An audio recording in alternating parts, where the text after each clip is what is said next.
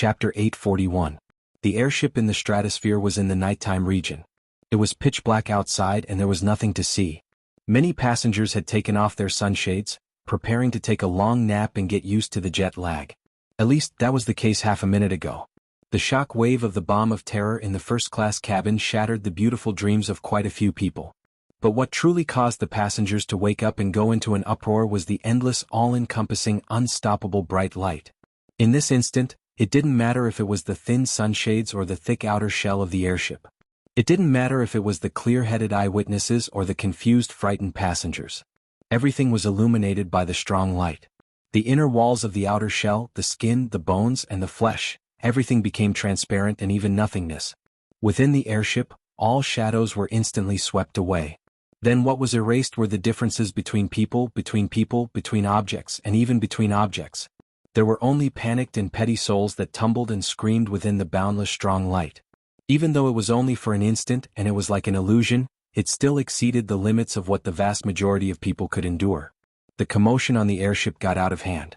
Bai Xinyan still maintained her bowed posture, but she instinctively pulled in her shoulders and elbows. She shrunk a bit. As a woman, the feeling of being illuminated inside and out was truly terrible. But she could understand that this was the manifestation of the true gods of the Amaterasu order, the projection of power across space. It was just as the bastard who ran away said. This place wasn't that far from Ban City. 1,400 kilometers. As long as there was a tiny fulcrum, the two experts of the Amaterasu order could easily project their consciousness and power here. The only difference was the length of time and the intensity of the projection. Right now it looked like the two of the Amaterasu order were yin and yang. One was restrained and the other was unrestrained. Even the so-called restraint was only relative. In that case, had Luonan managed to escape from the pincer attack of the Pope of 100 Collections and True God Chinju? What do you think of this scene as compared to a daydream? A flat voice came into her ears. It didn't even bother to raise the question. It was because the voice was too flat that Bai Xinyan was unable to understand it immediately. She subconsciously asked, "What?" Only then did she realize that the person who had just spoken to her was the Pope of the 100 Communities. The second in command of the Amaterasu cult, who had descended from the sky, manipulated the puppet, which was obviously unwieldy, to raise its wrist to look at its watch. There was indeed a watch on the puppet's wrist, and it showed the time in Osaka. 22:17:45. After confirming the time, the Pope finally moved the puppet and continued to move forward.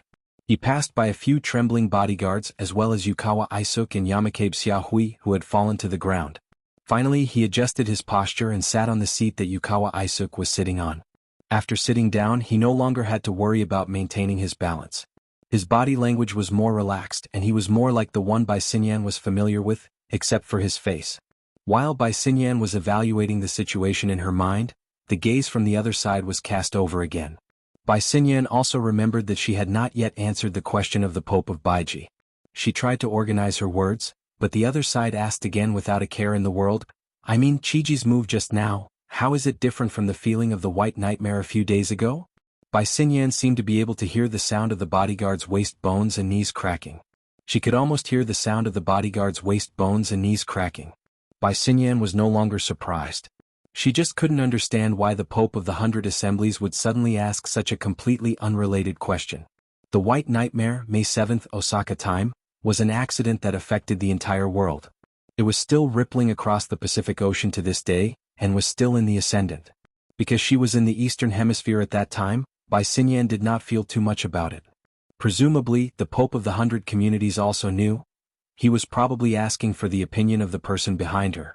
Bai Xinyan suddenly realized that she needed to adjust the priority of the White Nightmare incident.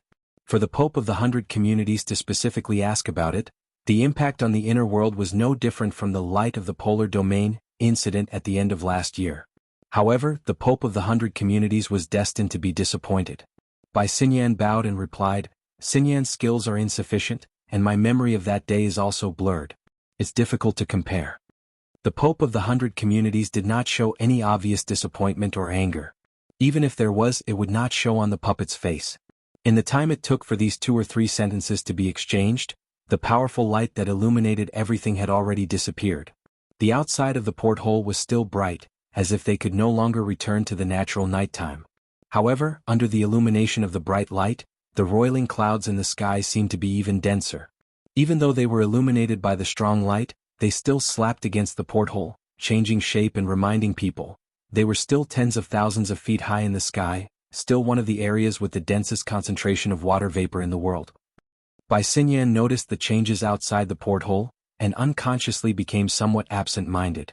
Up until now, this area had not experienced too obvious of an impact or turbulence, but just by looking at the interaction between the strong light and the sea of clouds, she could draw some conclusions and judgments. At this moment, she heard the Pope of the 100 Communities sigh, the condensation ring, truly a divine technique that should not have appeared on Earth.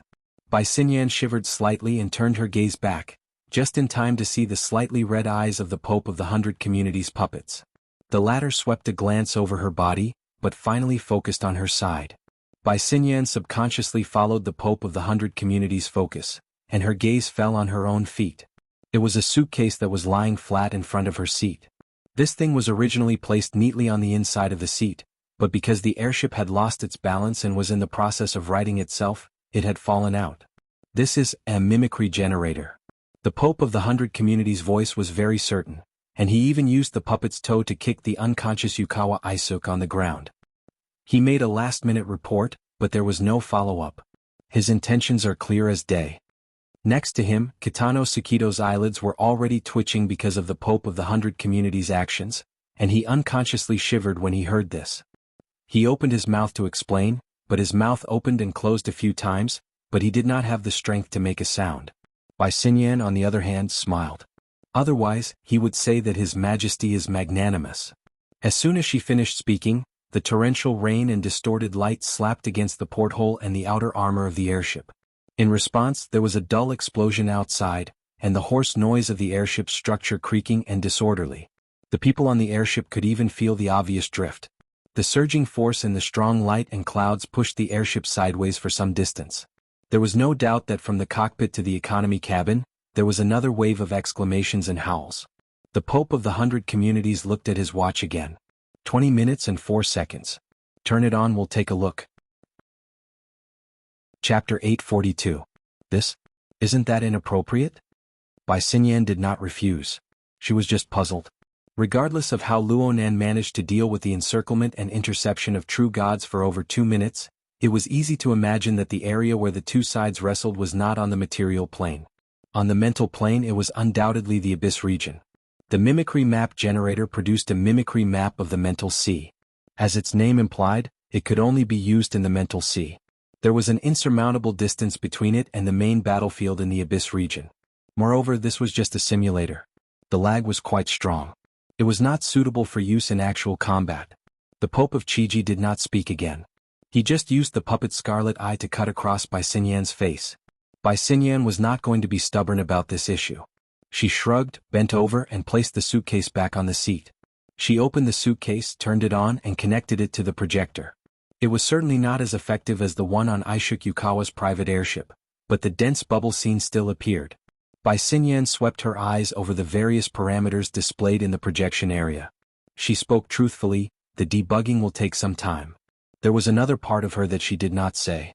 Perhaps this high-level interception battle would have ended before the debugging was completed. The Pope of Chiji still did not speak. The puppet that carried his consciousness even narrowed its eyes. It looked like it was taking a nap. Of course, it was more likely that it was sensing the situation of the battle outside the airship. Bai Xinyan's communication was fruitless. She could only settle her mind and proceed with the debugging process bit by bit. But just as she said, this was not a problem that could be solved in a minute or two. On the other hand, the curtain of intense light outside the airship grew more and more intense. Faint rumbling sounds of thunder could be heard. At first, it sounded like it was hundreds of kilometers away, but in the blink of an eye, it was within reach. It shook the airship's window until it hummed. It seemed as if it would collapse and disintegrate in the next moment. It's been over 3 minutes. Bai Xinyan paid more attention to the battle outside. At first glance, the momentum of this battle was astonishing, but in fact, in terms of intensity, it was far from the strongest.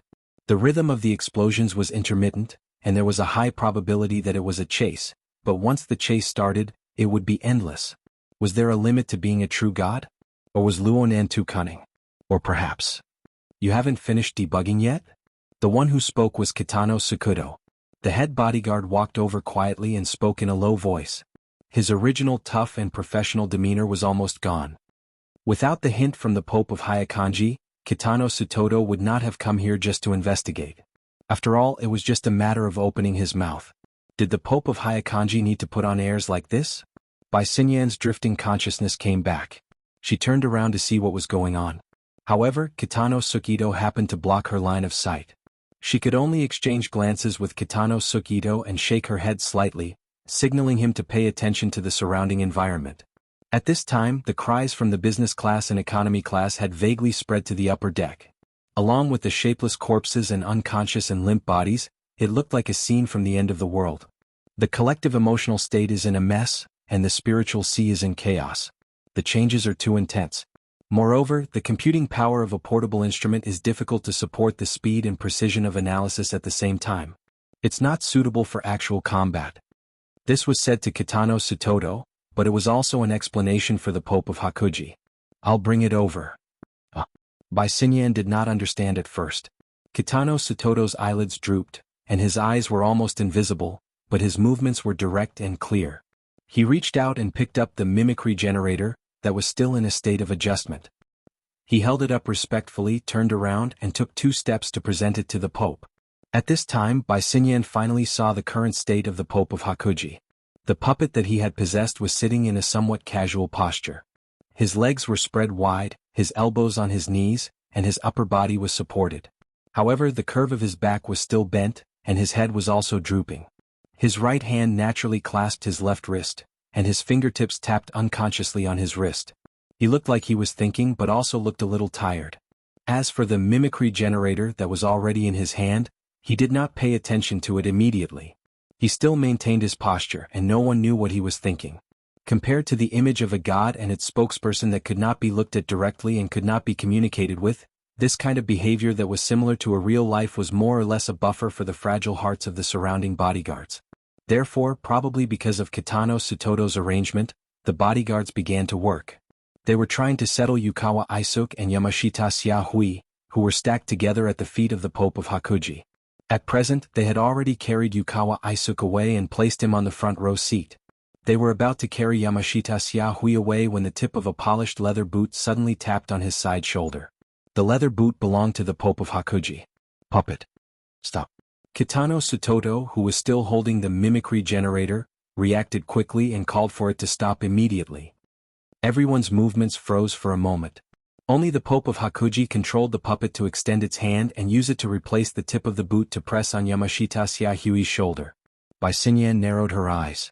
Although the entire process was not long, she could see, and the others could also see, that the Pope puppet's fingertip was clearly trembling.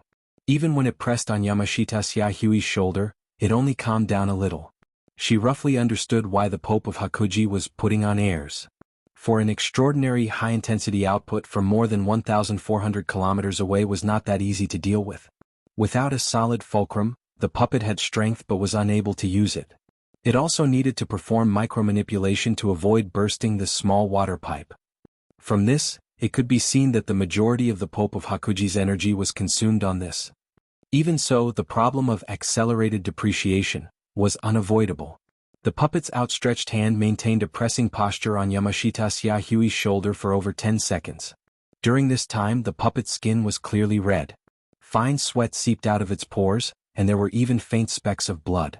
It was only because the puppet had a drunken appearance that it was not overly eye-catching. But even with such strength, Yamashita Xiahui didn't show any reaction. This technique. Bai Xinyan lowered her eyes. She made a hypothesis based on this. If the Pope of Hakuji had the support of a B-rank psychic like Yamashita Xiahui, then the Pope of Hakuji would certainly be much more relaxed than he was right now. But Yamashita Xiahui had fainted and he seemed to be quite heavy. It was hard to say who would be at a disadvantage if they were to fight a protracted battle like this. TSK. Luo Nan's grasp of the situation and his control of the details was much more experienced than imagined. It was as if he was exchanging blows with extraordinaries from time to time. Where did he accumulate this experience and insight from? At this time, Bai Xinyan heard the puppet's breathing. It was as if there was a tube of iron sand in its throat, making a rustling sound. She relied on her many years of experience in researching the human body. Her first judgment was that Xiaohui had developed severe symptoms of laryngeal edema. Eliminating the cause of infection, his heart and kidney functions were most likely abnormal.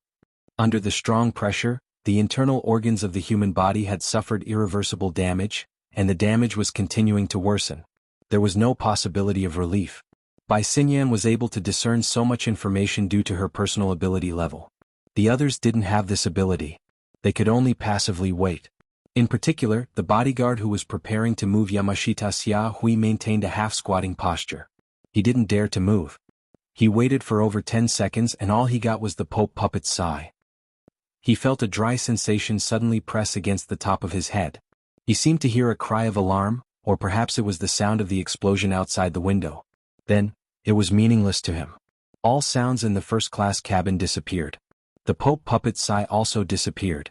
At the same time, the symptoms of laryngeal edema also disappeared. At the very least, it was temporarily alleviated. The price was the bodyguard who had fallen onto Yamashita Xiaohui. That person's skin and flesh were already limp. There was no breath left. The way he died was no different from the Maikawa Vice Minister of Affairs. The surrounding bodyguards all had deathly pale faces. As full-time members of the Xuanhuan family, they had seen quite a few situations of internal handling.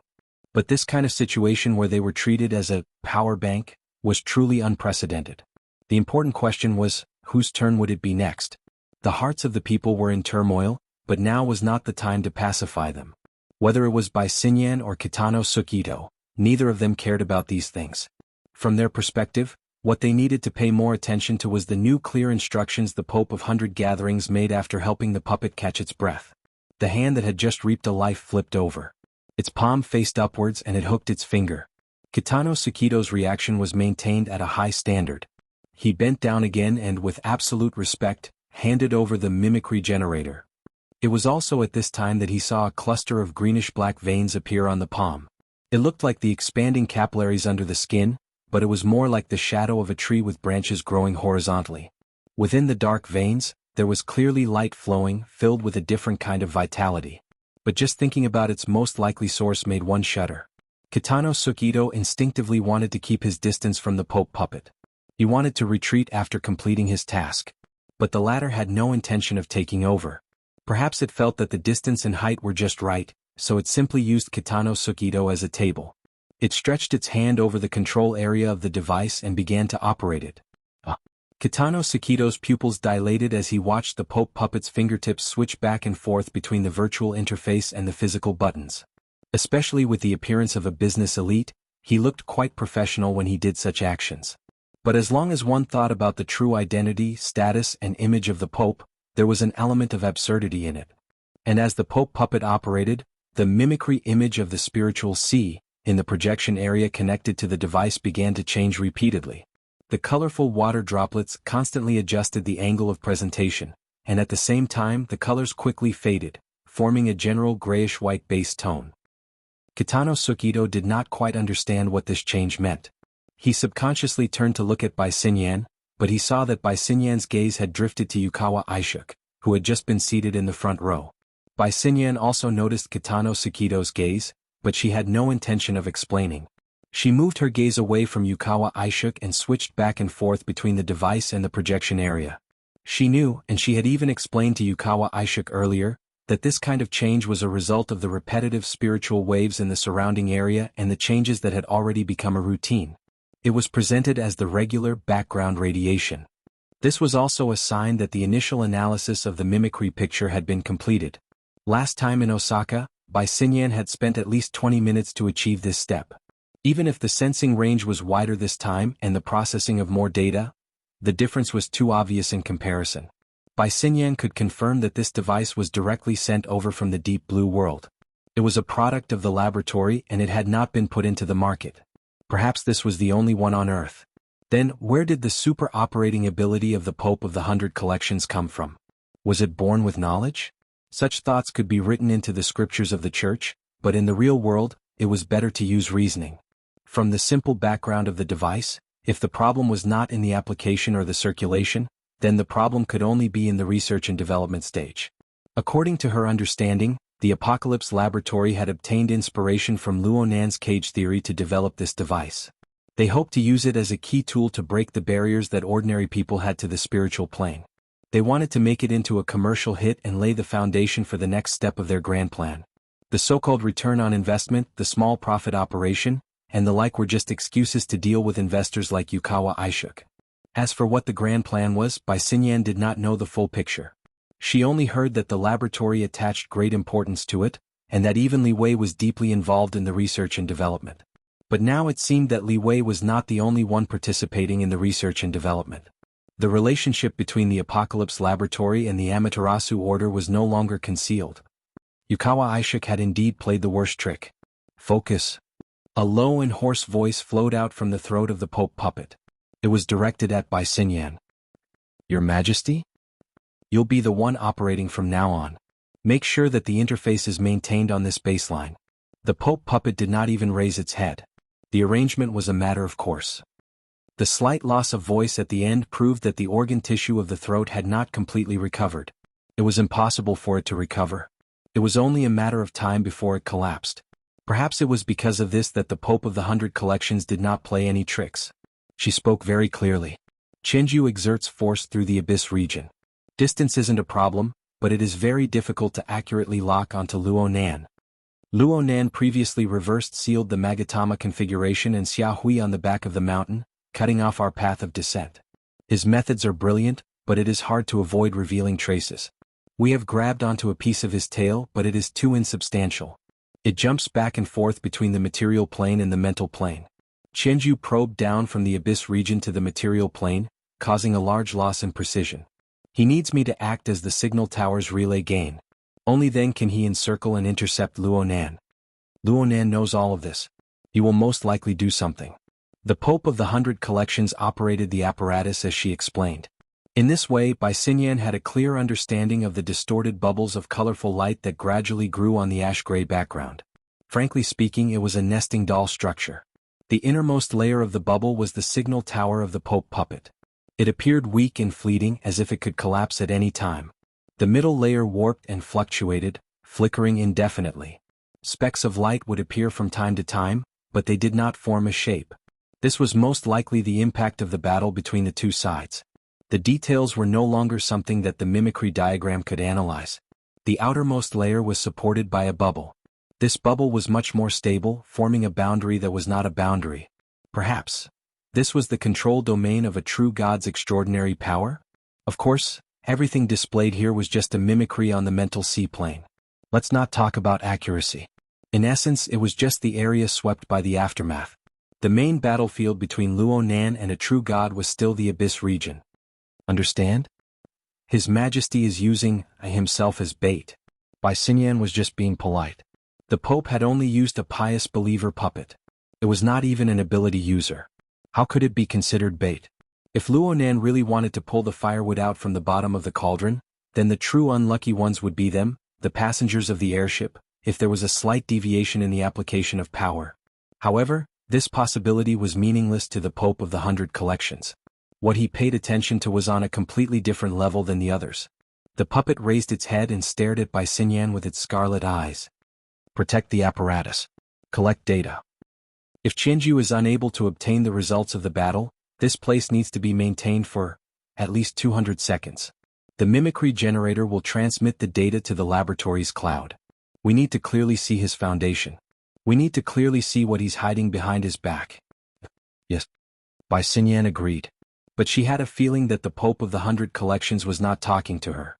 Instead, he was shouting at Luonan, whose whereabouts were unknown within the boundless clouds. It was like a threat, but it was also like a lure. Chapter 843. Lu arrived at Luonan's rented studio on the dot.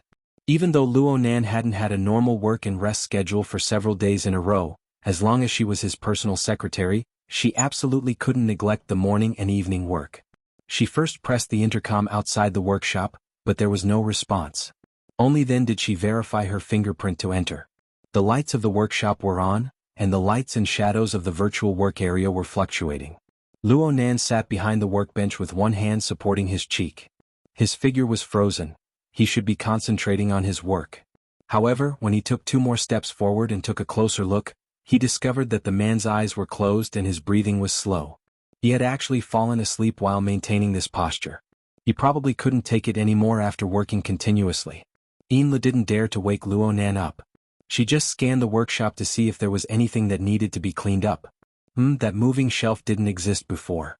Now it was placed in the middle of the room. It was very conspicuous. Something must have been placed there earlier. It was likely that the veteran had been here before. Yinlu moved the mobile rack to the corner and quietly walked to the workbench. She didn't dare to touch the tools and instruments on the stage. She could only pick up some small things and even took photos to locate them. She didn't want anything to go wrong and she couldn't recover them. It was also at this time that she glanced at the virtual work area. The picture she saw was very familiar. It was like a bottomless sea or a storm on the surface of the sea. It was thick and colorful and the structure was chaotic.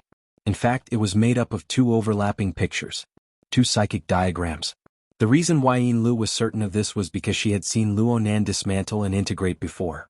Moreover, most of the things she had been busy with recently came from this. It was hard for Yinlu to notice such a complicated and profound diagram. However, she noticed that the whole picture was fluctuating rhythmically, as if it was an interwoven picture of the ocean that was gradually seeping into the real world and becoming a substantial existence. Yinlu was startled, but she soon realized that it might be a misconception. This was because there was a certain amount of distortion and refraction of light in the surroundings of the sleeping Luonan. Upon closer inspection, it was clear that the air was fluctuating, resulting in an illusion. Luonan wasn't resting. He was cultivating, right? Was there a need to be so desperate? Yinlu couldn't help but recall the letter she had sent to Mrs. Halder, which described her doubts and judgment. Luonan, this new boss of hers, had his sights set on the target. The enemy he targeted far exceeded the scope of what should have been. This forced him to never stop moving forward. Instead, he seized every moment and opportunity to improve himself. He was as taut as a humming bowstring. He might shoot a deadly arrow at any time, but he might also snap on his own. Yinlu sighed. Her breath was still lingering in her mouth when a rustling sound rang out at the same time. Behind the workbench, the chair on Luonan's body suddenly collapsed without any warning. The wooden body of the chair and the soft cushion on the seat disintegrated into fine dust, and some of the plastic and metal parts were twisted and cracked. At the same time, they were restrained by a certain force, which erased the kinetic energy of the disintegration. They fell in a straight line and fell to the ground. Yinlu was startled. "Sir." The moment she spoke those words, she felt that there were too many similar exclamations. But when the impact came, what could she do? And this time the shout had some effect. Luonan opened his eyes at this time. As for his body, it floated in midair, maintaining its original natural state without any undulation. "Sir?" Yinlu called out in a probing manner. "Oh, you're here." Luonan looked as if he had just woken up. He floated in midair, unfolded his body and stretched his waist. But his eyes were as bright as stars. He didn't have the hazy appearance of someone who had just woken up. Yinlu was very curious as to what Luonan had been doing, but she couldn't really ask. She could only go with the flow and say, "It's almost 10:30. Sir, do you want to go back and rest?" "Oh, it doesn't matter if I rest or not. I can't stay here for now. It wasn't easy to calibrate the equipment. I might have to start all over again." "Really?" Yinlu responded with her mouth, but in her mind she thought of the fluctuating air around Luonan. Luonan's feet didn't touch the ground. His body turned a few times and he sat on the wheelchair next to the workbench. He entered into the disabled mode, which required someone to serve him. Yinlu's eyes were still engraved with the image of his natural turning and turning, of his figure that didn't have the slightest trace of smoke and fire. It was unknown how much more brilliant it was than when he used the electromagnetic configuration to propel his fleshly body to float in midair. But when she thought about it in detail, only 2 weeks had passed in between. This degree of improvement. Yinlu sighed silently. She consciously went behind the wheelchair and did what she needed to do. But when she exerted force, the wheelchair actually became heavy and sluggish. It didn't move at all. "What's wrong with this? I almost forgot. I can't take a car in my current situation. Let's walk back." "What's your situation?" Yinlu finally found the opportunity to seek knowledge and dispel her doubts. She subconsciously made a guess. "Did you have another breakthrough in your cultivation?" "No. I was just playing a game. You can't take it seriously." Yinlu was at a loss out of habit. The wheelchair beneath Luonan didn't need her to exert force at this time. It automatically moved forward and left the room. Yinlu hurried to catch up. She could confirm that this wasn't the work of the motor built into the wheelchair. Luo Nan ignored the commercial car parked outside after leaving the workshop. He directly controlled the wheelchair to move forward. Yinlu arranged for the driver to go ahead first. She walked with small steps in her high heels. She followed behind him with clattering sounds. It was close to midnight in the Ping trade market. Even in the central area, there were very few pedestrians. The streets were empty, looking quite refreshing. But Luo Nan said, "How impatient." He narrowed his eyes as he spoke. A portion of the soul cloak spread out for thousands of kilometers, tens of thousands of kilometers. Hot bubbles bulged out from the intense light and high temperature. It was like a blazing furnace, roasting the slight fishy smell of the clouds and sea into a complex sensory stimulation. It was transmitted over a distance of 1,500 kilometers. He sensed it, experienced it, and responded to it. Of course, it was just as Luo Nan said. This series of senses was more like the stimulation of a virtual game, and it was a low degree of simulation. It was a bit like the déjà vu of an external neuron taking an offline test. He wasn't even as nervous as he was back then. If he didn't pass the test, he would most likely be in big trouble. Right now, the soul cloak was restraining and resisting him. He was playing hide-and-seek with a true god in the abyssal region. He arranged a few configurations within the clouds and watched them live and die. He didn't care much about winning or losing. It was just like the Pope of 100 Collections who claimed to use her body as bait. What tense situation. It was all just talk. How could he be taken seriously? Well, for by Xinyan and the other people involved, this wasn't wrong. Only Luo Nan wouldn't. He couldn't do this. Chapter 844. The distance from the studio located at the center of the peaceful trade market to the yacht dock was approximately 5 kilometers. Whether it was Luo Nan or Yin Lu, neither of them took this distance seriously. The two slowly walked forward, one in front and one behind, amidst the sound of rubber wheels and high heels hitting the road surface. Yin Lu still did not understand Luo Nan's words. However, as they walked, she naturally assumed the position of a personal secretary. She held the handle behind the wheelchair, even though it did not have any practical meaning. Yin Lu was still pondering over Luo Nan's theory of playing games. She could not understand the logic behind it no matter how hard she tried. She pondered for a kilometer before she heard Luo Nan's voice. "You were once the manager of Frost River Reality. How do you deal with those guys who cheat in games?" This. How do you deal with those guys who cheat and want to PK with real people? Yin Lu stared blankly for a few seconds before she finally decided to say what was on her mind. Basically, you deal with them by suspending their accounts. In some cases, you'll use security and the police. Sometimes, you'll even apply to the SCA to lower the social privileges of those people. You'll ban them from entering relevant places and so on. Ha!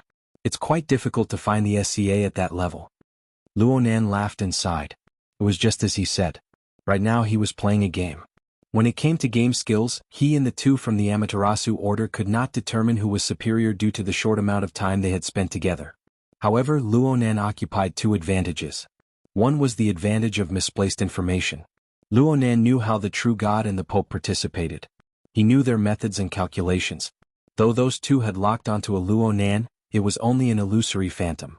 An enormous error had appeared in their critical judgment. The other advantage was the bandwidth advantage. Luo Nan relied on the ability of the soul cloak to cover the entire world. He occupied an absolute advantage in terms of energy conduction and utilization. He also sealed off the preset signal tower a step earlier. While the true god and the Pope were still calculating whether or not there was a signal, Luo Nan relied on the ubiquitous water molecules to construct the global Internet of Things. He enjoyed the convenience of zero-time delay. Luo Nan did not know how he would lose if he simply played games under these conditions. The problem lay in the fact that the Pope and the true god were sore losers.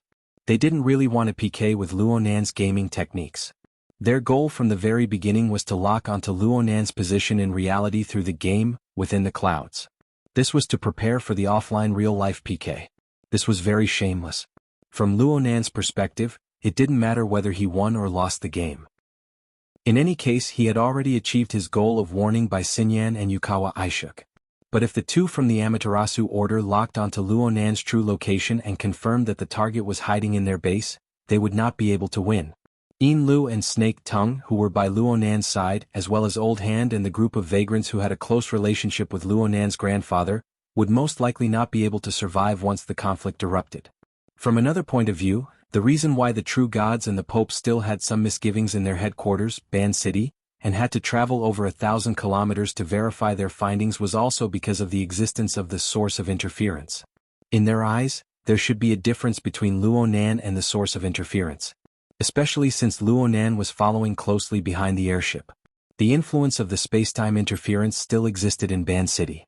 This was more or less a new piece of evidence. At the very least, they did not think that there was no human figure riding a devil ray running and hiding in the hazy sea and sky 1,500 kilometers away. Even if they had their suspicions, they still needed further confirmation. With this analysis, the things Luonan needed to do were quite clear. He needed to maintain his advantage. He needed to interfere with the verification methods of the true God and the Pope. He needed to let the existing misunderstanding continue to exist. It would be best if he stayed away from reality and created layers of confusion. He needed to lure the two off topic and have some fear. Of course, he absolutely could not overreach himself and allow the other side to grab hold of his weakness. Luonan was very cautious. It was true that he occupied a certain information advantage. But ultimately, he was not sure what the two from the Amaterasu order were basing their judgment on. He did not know where they came from. Especially the true God who had run back to Ban City after screaming out that his soul had been magnetized. His understanding of the situation definitely exceeded the scope of normal Earth knowledge. Luonan wanted to think things over carefully, but this was not something he was good at. He could not find anyone to advise him. The conversation with Xianlu just now was just a joke to adjust his mood. This was the result of stuffing a belly full of secrets. Luckily, the conversation between the Pope and Xinyan gave Luonan an opening to take advantage of the situation. Didn't they say that I was nearby? Then I'll be nearby. He would not be able to hide it sooner or later if he just fooled around in the air. He needed to add a bit more to it. During the night stroll, Luonan carefully combed through his thoughts in his mind. He roughly sorted out the required configuration design. Then he extended his hand and waved behind him. You still have the one I gave you last time, right? Ha! Xianlu, who had been stunned by Luonan's question, instantly became nervous. Mister, which one are you talking about? It's that fish. Luonan subconsciously lowered his voice when he said the three key syllables. He was a bit mysterious. The Devil Ray was a secret that absolutely could not be exposed in Ban City. Xianlu had a serious expression. She had never seen Luonan speak with this sort of tone before. Many thoughts flashed through her mind in an instant. She calmed her mind with great difficulty and lowered her voice. Yes, mister. You. Luonan didn't say much. He just waved his 5 fingers. His meaning was very clear. Xianlu immediately picked up her bag and wanted to take out the crystal ball, with the Devil Ray sealed inside. But her vigilant mentality made her remember something. She hesitated for a moment before handing over the entire purse. Her body leaned forward, and her lips nearly stuck to Luonan's ear as she apologized. I'll have to trouble mister to take a look. Don't take it out for now. I've had a lot of eyes these past 2 days. Oh, that's right.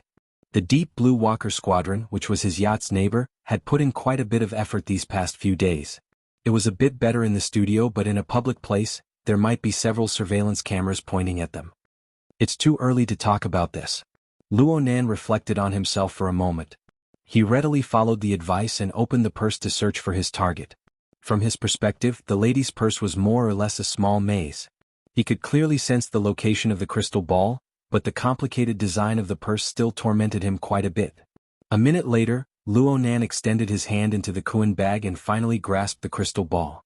He felt the marvelous sensation of the crystal ball being indistinguishable between real and illusory. He also felt the instant information that belonged to the Devil Ray transmitted from the void in between layers. He made a series of fine adjustments to the configuration outline in his mind. The bitter intelligence and staff officers could only crawl on the grid and write plans to satisfy the captain's desire to dominate. Jimmy, let's wait for the news. Seeing Captain Jimmy's behavior, Mender knew that Captain Jimmy wanted to take a different approach. Therefore, he tried to dissuade him. There should be a result on the airship soon. I'm just waiting and making preparations. In front of his subordinates, Captain Jimmy maintained the dignity of a supervisor. Even if the procedure is completed and we start to move from the close contact between this adulterous couple and Shoxiong, there is a high chance that they will interfere. Look, that woman is on the phone talking to her lover. Boy, show me the surveillance records from the past few days. The last sentence was again addressed to the intelligence clerk. While retrieving the information, Captain Jimmy said to the SEA's Minister O'Hara, "It would be perfect if we could get their phone records." Minister O'Hara's mouth twitched, but he didn't respond to Captain Jimmy's words and actions that violated the law. He could only pretend that he was deaf and mute. Captain Jimmy didn't force him further. Now wasn't the time to be serious. He only compared the surveillance records to find evidence for himself. From the surveillance records, our technical maniac, Mr. Mo, has been working hard in the studio for the past few days. Why couldn't he stay there tonight? Oh, and the big news on the airship just happened. All right, Captain Jimmy's every word exuded an aura of looking for trouble.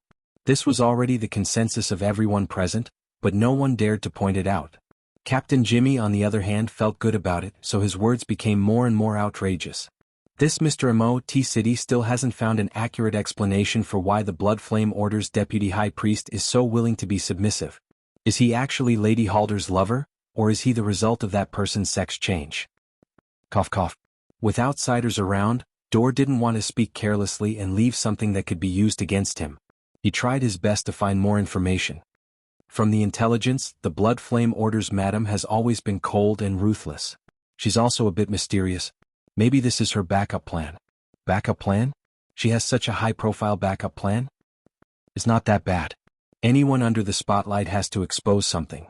Then what did he expose? Claw Island. Buddy, do you remember that place? Yes. In the few days that the operation had been stalled, the operation team could only put in more effort into intelligence work.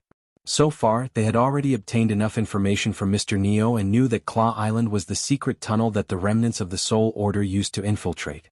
At the same time, they also knew that the island and the lake and the half-abandoned base on it were rented by this Mr. Mo. They even went up to investigate, but other than a bunch of exoskeleton parts and some strange compound materials, they didn't find anything new. Not finding anything is the prelude to a great discovery. Captain Jimmy could come up with over 100 reasons at any time if he wanted to make up a story. The current Blood Flame Order, or to be more precise, Madame Halder's Blood Flame Order, is like a stray dog. They ran from Xia City to T City, and it's said that they aren't doing too well. Under these circumstances, the second-in-command of the Order accompanied this so-called Mr. Emo to Saka City to purchase property and then conducted research and experiments midway. What a touching logic. Dor opened his mouth, but he suddenly discovered that he had nothing to say. Captain Jimmy used his terrible mood to make groundless and far-fetched claims. He forcefully wrung out a complete logical chain. Following his train of thought, even Menda felt that this Mr. Emo was very suspicious. Hold on, this has nothing to do with us. Really? Are you sure? After a series of debates, Captain Jimmy felt that he had returned to his peak. He even laughed. He extended his hand and drew a circle in the air. He pointed out, "Why do I feel that their attitude is very unfriendly?" While Captain Jimmy was talking loudly in the warehouse at the dock, Snake Tongue furrowed her brows several hundred meters away on the yacht. That fellow on the other side was pestering her endlessly, but his senses were quite sharp. Especially when that group of people had entered a state of combat readiness. They were connected to each other and formed a network. They naturally formed a highly integrated offensive and defensive fortress on the mental plane. The spell probing she was used to before now seemed a bit rash. Her surveillance made the other party react, but it wasn't that easy to get rid of it. As an outstanding cursemancer, she was an expert when it came to curses, stimulation, and control of living creatures. At this distance, as long as there were mosquitoes or crawling insects in the warehouse, they could form a monitoring network. They wouldn't be affected by ordinary mental attacks. At most, they could see the information directly or indirectly. But she still had to say the growth rate of technology was truly fast. Snake Tongue had dealt with Deep Blue walkers quite a few times in the past. In fact, ever since the Deep Blue platform appeared, it had always been the focus of the inner world's research. Ability users had very complicated feelings towards this group of people that obtained extraordinary power through the transformation of the human body. Snake Tongue was no exception. But after wasting half a year in the cloud world and returning to reality, Snake Tongue discovered that she needed remedial lessons. More and more characters worthy of attention appeared on the Deep Blue platform. Let's not talk about superstars like Tian Bang, who was the #1 person below the extraordinary level. She felt that there were quite a few noteworthy points in this operation team she had randomly encountered. The problem right now was that Captain Jimmy had accidentally hit the nail on the head. He had a temperament of an unpredictable bomb. Luonan might not like this news. Ainley's call came in just as she was thinking. There weren't any pleasantries.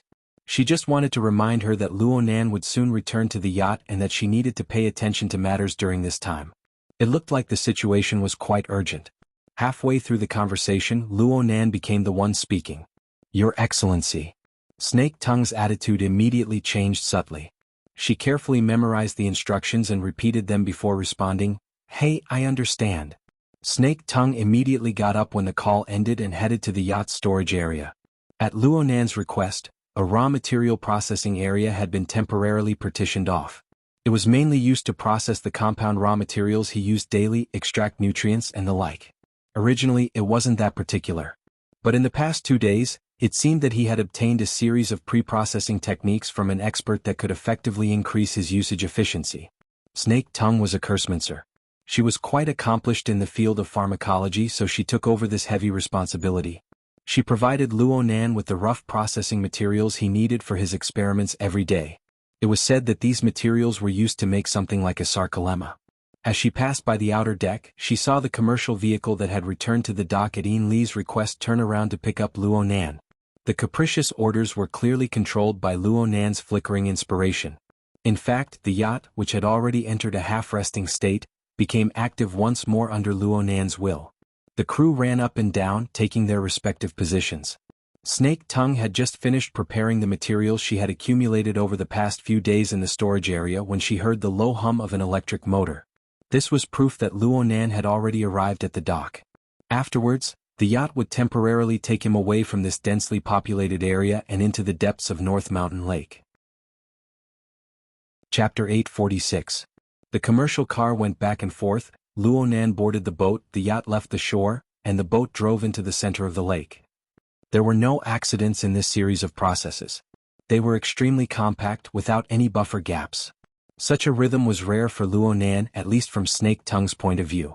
Ever since they got to know each other for a long time, the impression Luo Nan gave her in most situations was that he spent long periods of time pondering and delving. He was in an illusory and mysterious state of emptiness. Occasionally they would interact and he would be cold and hard, piercing into the deepest depths of one's heart. The current scene was more like someone whipping him from behind or rushing to the front to fight an intense battle. Snake Tongue originally wanted to report the latest intelligence on monitoring Captain Jimmy and the others, but she couldn't find an opportunity to interrupt. After Luo Nan boarded the yacht, he went directly to the warehouse area. He checked the raw materials provided by Snake Tongue and confirmed that they were sufficient. He didn't say anything, but a layer of smoke spread out from his body. The temporarily separated warehouse area wasn't that big. Whether it was Snake Tongue or Yin Lu, they were soon enveloped by the smoke. Their figures became hazy and indistinct. What was this? Yin Lu turned her head in shock, wanting to communicate with Snake Tongue. However, the two lacked tacit understanding in the end. Snake Tongue didn't pay attention to Yin Lu. She just silently watched the roiling smoke beside her, as well as the more detailed components within. Snake Tongue wasn't able to discern too many details because her psychic senses were greatly restricted within this smoke. And the more she delved into the details, the more fuzzy her probing mental senses became. It was as if countless fine blades were sliced into pieces and scattered randomly. They were turned upside down and confused. In the end, she simply doubted her usual self-logic. This feeling was terrible. More importantly, it stimulated Snake Tongue. It made her remember that she had vaguely experienced this scene before. Yes, the cloud world, the mist maze. This was the bizarre location where Luo Nan had attacked, oppressed, and bound Gong Qi. Snake Tongue often boasted that she was experienced and knowledgeable, but she had never seen such a bizarre and despairing world in her entire life. It was precisely there that Snake Tongue and death overlapped. Perhaps it was just a hair's breadth of difference. No matter when she thought about it, she couldn't get rid of the feeling of suffocation. It was also there that she completely lost her freedom of life. Perhaps this included the future that she could look forward to. Snake Tongue's gaze shifted and swept over Yin Li's blurry face. This woman was curiously looking around as if she didn't know anything. This allowed Snake Tongue to have an even clearer judgment regarding the mist maze. That place was undoubtedly Luo Nan's top secret. Perhaps it was the core source of all of his abilities. Think about it. A sandstorm maze formed from 1,000,000,000,000 domain fragments. Any random fragment from the maze would be a rare treasure on the inner world plane. How much of it was mixed in the smoke that filled the air? That place was a terrifying prison, but at the same time, it was also an incredible treasure trove. Even with Luo Nan's strength, he absolutely could not let it see the light of day for a long time to come. Unfortunately, he was involved. Even if he wasn't killed, he would have to pay an extra price. Snake Tongue was lost in a rare moment of absent-mindedness due to the awakening of her terrible memories. When her attention returned, she discovered that a dark red exoskeleton frame had appeared within the mist, sticking close to Luo Nan's torso at some unknown time. Where did this come from? The dark red was a rather eye-catching color within the ash-white smoke. It seemed to be flowing endlessly, as if it was the blood contained within the entire frame. Within the flowing bloody light, the connective tissue and muscle tissue fragments of the same hue seemed to be woven by invisible needles and threads. They stuck close to the surface of the skeleton, gradually taking shape. Correspondingly, the rough processing materials Snake Tongue had prepared, as well as the nutrients specially used to replenish the human body's energy, were consumed at an astonishing rate. They were swallowed into the depths of the smoke. Luo Nan possessed the ability to rapidly produce human cells and tissues, or perhaps he possessed the tools to do so. Snake Tongue still remembered how shocked she was the first time she saw such a scene. But now she was completely accustomed to it, and she knew that Luo Nan's ability had its limits. In the end, the exoskeleton frame was unable to form a complete body. It merely formed a thin layer of muscular-like structure. It wrapped around and covered most of the skeleton, and it stretched and contracted endlessly. It caused the entire frame to tighten and deform, but it also fit the contours of Luo Nan's body. Snake Tongue had seen a similar scene more than once in the past few days. The speed at which it formed was much faster than this time. Yes, she felt that Luo Nan's speed at forming the muscular-like structure was much slower today. There were even some areas that were a bit hesitant. Snake Tongue had just thought of this when she saw the mostly formed muscular-like structure in the chest and abdomen region of the exoskeleton frame burn into ashes. Bionic tissue began to grow wildly at the edges of the gap, spreading and bonding to fill the gap. There was a change in the design train of thought. Snake Tongue was able to guess this, and Luo Nan spoke at this time. I remember that there are still some exoskeleton accessories here? There are, but they aren't as complete as the ones in the warehouse at Claw Island and the hydroelectric power station. Yin Lu reacted quickly. She had long since given up on probing into the profound principles behind Luo Nan's actions. She just waited to deal with the corresponding mundane matters. It's in the other room. I'll go get it? Yeah. See if there are any RAC model wires. I'll have to deal with the sensitivity a bit. Okay. Yin Lu turned around and left. Luo Nan didn't idle while waiting. He opened up the virtual work area, and an extremely complex configuration design was already drawn on it. Snake Tongue shifted her gaze and swept it over. She felt dizzy. However, Luo Nan took the initiative to point at her. In a bit, you'll have to help me install the wires. I need to make adjustments immediately. I can't free up my hands. Yeah. Snake Tongue didn't have any leeway to refuse. Can you understand the design diagram? I can't. Snake Tongue's response was extremely decisive. This was absolutely not the time to act. Otherwise she would be the one to lose face in a bit. Luo Nan could understand. It doesn't matter. This is just a temporary reinforcement. It mainly depends on the finesse of the operation. Just do it step by step according to what I said. Yeah, I still need to explain the basic logic. He made a hand gesture, and the configuration diagram on the virtual work area was simplified by quite a bit in an instant. It revealed a rather distinct three-layer structure of inner, middle, and outer. Right now I'm using the lamination interference technology. According to my research with Dean Wan, this is a kind of disguise technique that uses perfection to imitate imperfection. First, I do addition, then I do subtraction. Right now I'm doing addition. The basic logic is like this. Through the configuration design, I take the imperfect situation of the main body, and through the transition of the exoskeleton and other auxiliary frames, I gradually fill in and make up for it. I map it onto my strongest spacetime configuration, forming a relatively perfect mapping. The meaning of this perfect is quite complicated, but it's something like this. Understand? The first thing Snake Tongue thought of was the attributive word strongest before the spacetime configuration. Why did she feel that Luo Nan's strongest point should be mental piercing and control? Chapter 847. The victim's abdomen was meaningless. Snake Tongue cleared her distracting thoughts, and her line of sight pierced through the pervasive smoke. She saw that this blurry area still had certain restrictions.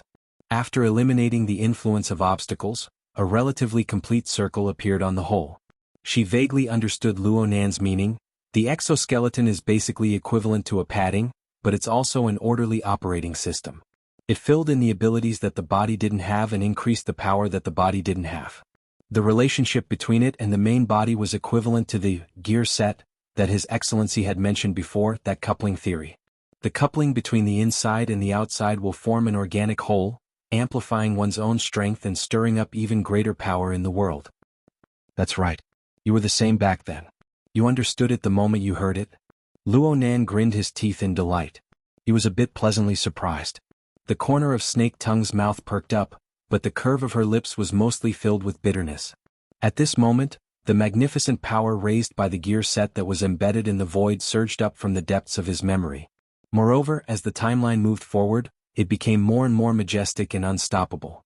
Back then he had recklessly used his own small gear to pry open the big gear of the world. Today just his existence alone was already a marvel of the world, unfathomable and unattainable. Such a change only took the time of a nightmare in the cloud world. Perhaps this change itself was a nightmare. At this moment, Yinlu came in with the metal box containing the wires. Sir? She paused halfway through her words. Her gaze shifted between Luonan's and Snake Tongue's faces.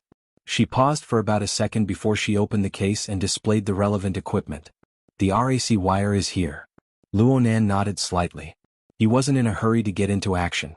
Instead, he continued to communicate with Snake Tongue about the corresponding concepts. It is indeed a coupling, but there is one thing that is different from the last time. This time, I don't need to pry anything.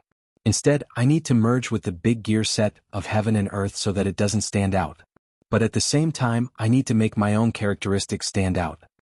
The work of integration will be completed in the addition stage. You must fully realize the coupling effect. This is the foundation. The work of highlighting will be completed in the subtraction stage. You must highlight the sense of design. Now get ready. Yes. Snake Tongue adjusted her breathing and took out the wire from the metal case she had already opened. She gradually understood.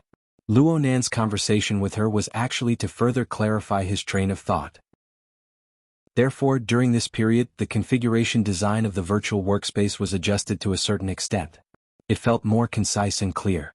In comparison, Snake Tongue's operation phase was lackluster. She just appeared as an AI assistant. She followed Luonan's instructions and installed the wires in the designated locations. Snake Tongue had installed a total of over 30 wires, and they were arranged inside and outside the exoskeleton frame. They were like a mixture of neurons, muscle fibers, blood vessels, and other functional tissues. Every time a wire was installed, the exoskeleton frame would react, and it was an obvious change in shape. The muscle membrane structure produced by the transformation would also quickly cover it, making it look like a single entity. Snake Tongue didn't have the time to look at it in detail. She listened attentively to Luonan's instructions. She was engrossed in the installation and traction work. When the work was complete, she tried to look at the fruits of her labor as a whole. But she was stunned to discover that the scenery before her eyes was fading away. The smoke that practically covered the entire warehouse area was fading away without end. This wasn't a result of the leakage and decrease in concentration due to the tight seal. Instead, it corresponded to the steps of continuous adjustment.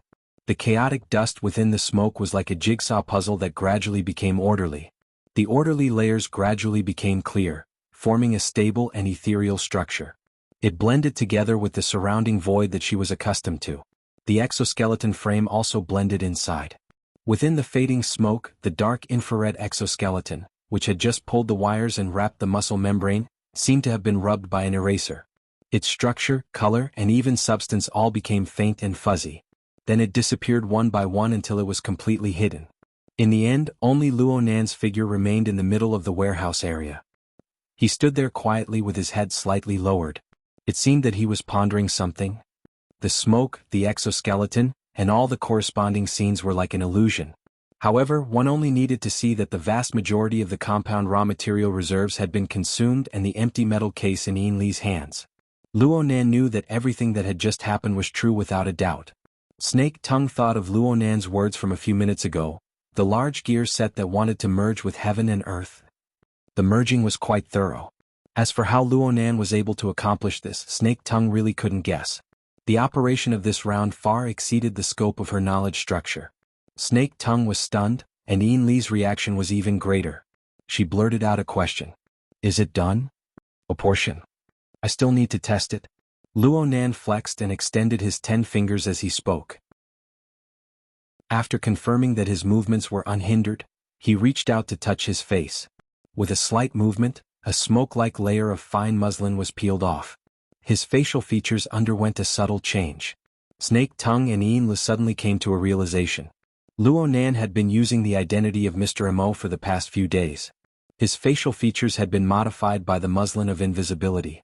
However, after interacting with him for a long time, his unique characteristics had unwittingly caused them to overlook the difference in appearance. From this angle, the disguise was quite a failure. Luonan didn't care about the thoughts of others. He used his fingertips to twirl the muslin in his hand, experiencing the marvelous state that existed between the virtual and the real. Then, he tossed it up. Snake Tongue and Ian Lee's attention naturally gathered over. The muslin of invisibility was practically weightless due to its special material properties. It easily broke free of gravity. It was like smoke or mist, stretching, shifting, and bobbing up and down in the air. Soon, a dozen seconds passed but nothing happened. Another dozen seconds passed. Luonan's face was expressionless as he extended his hand and took off the muslin of invisibility. Ian Lu, who had been a chatterbox before, instantly felt extremely embarrassed. Luonan didn't say a word. He continued to twirl the muslin with his fingertips, searching for the feeling. The muslin of invisibility was a product of lamination interference technology, but it wasn't the core item. Instead, it was a kind of extension product. It wasn't a natural material. Instead, it underwent the effects of the so-called lamination interference spirit core. It underwent a transformation of quality and energy over the years, absorbing special particles from the outside world to weave itself into a strange object. The lamination interference spirit core was like a shuttle.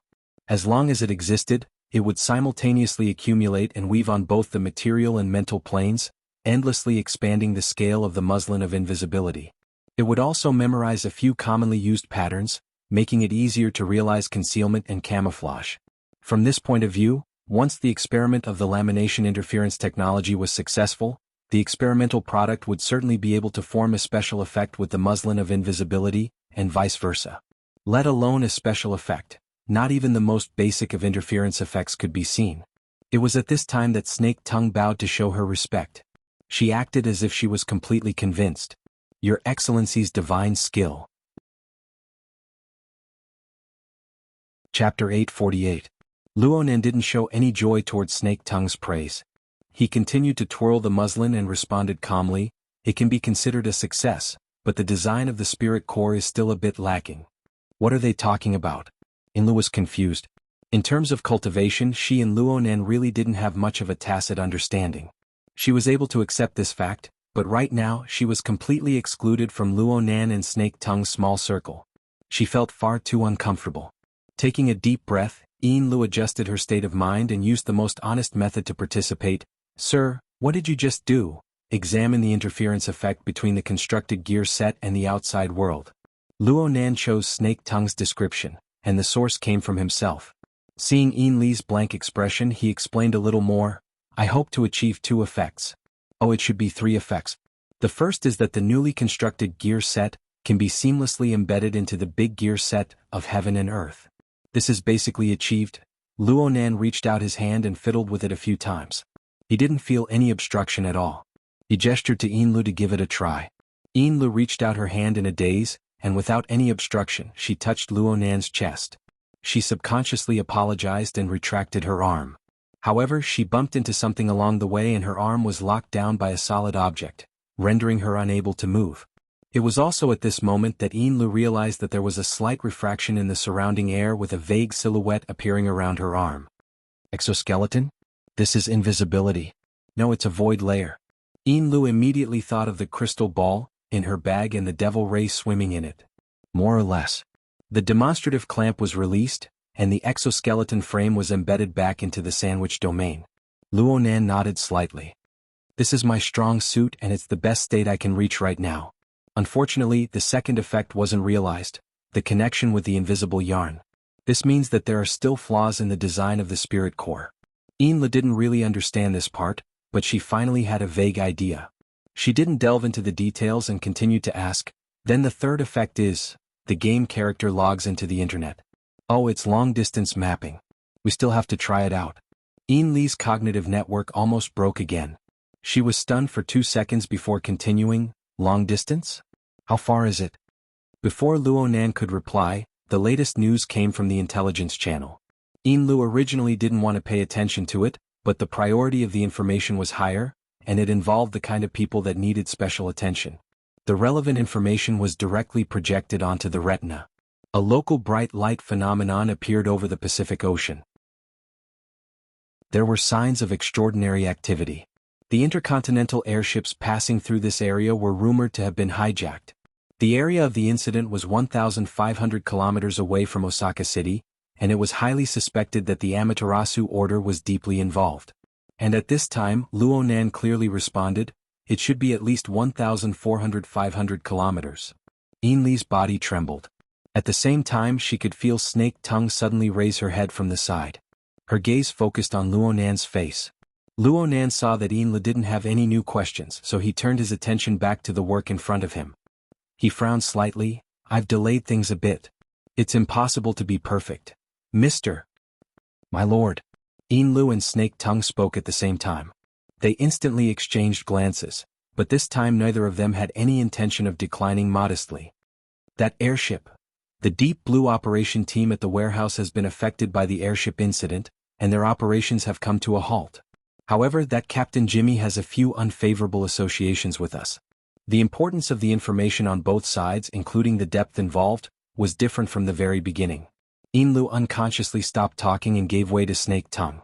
Luonan's gaze also pointed over there. Speaking of which, be it Snake Tongue or Lu, they weren't too sure about Luonan's degree of involvement in the airship incident. But right now, just by looking at his reaction to the word airship, there was no longer any doubt. Snake Tongue's expression could still be considered calm, but the speed of her heartbeat had unwittingly increased by a level compared to a few seconds ago. Right now, she finally understood the severity of the situation behind Luonan's series of actions.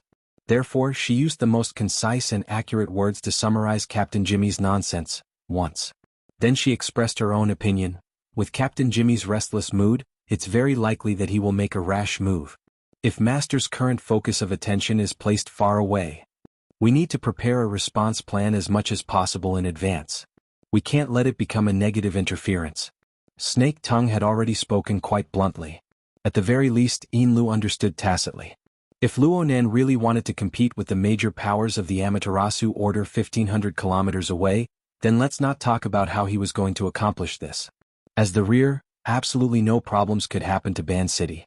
Even in normal times, this would be a very troublesome matter, let alone now. Snake Tongue and Lu both looked at Luonan's reaction. Indeed, Luonan furrowed his brows. Don't tell me we have to have two characters? This is a bit difficult. Let's deal with the airship first. Could they deal with the other side as well? Even Snake Tongue's level of understanding wasn't enough. On the other hand, Lu finally had the leeway to use her brain when it came to mundane matters.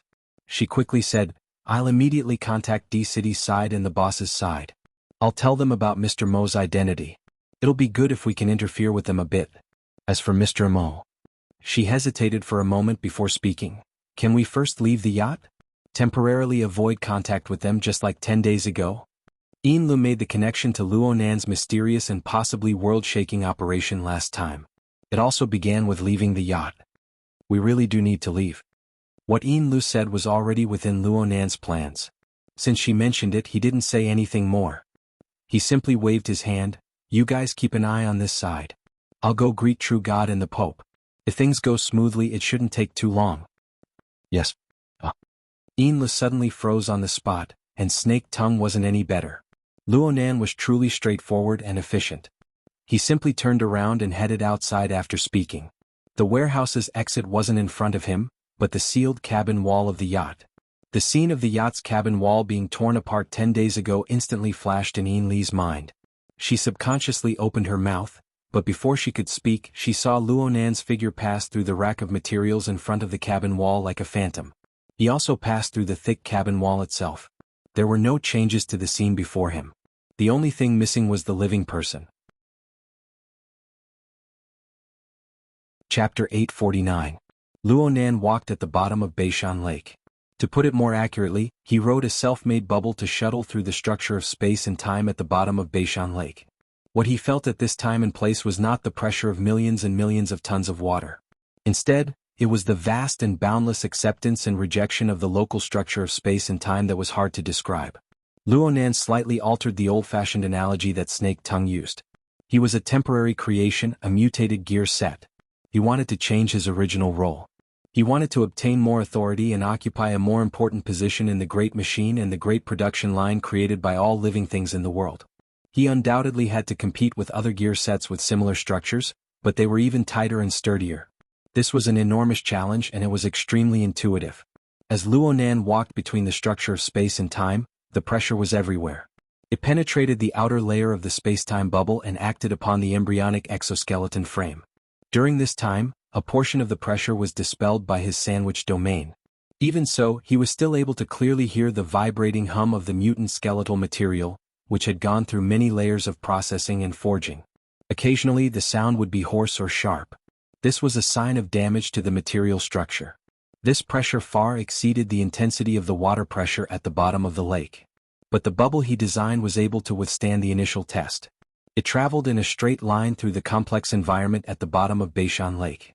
Whether it was the undercurrents surging in the water layer or the crooked and scattered ruins of the city, they were unable to create any substantial obstruction.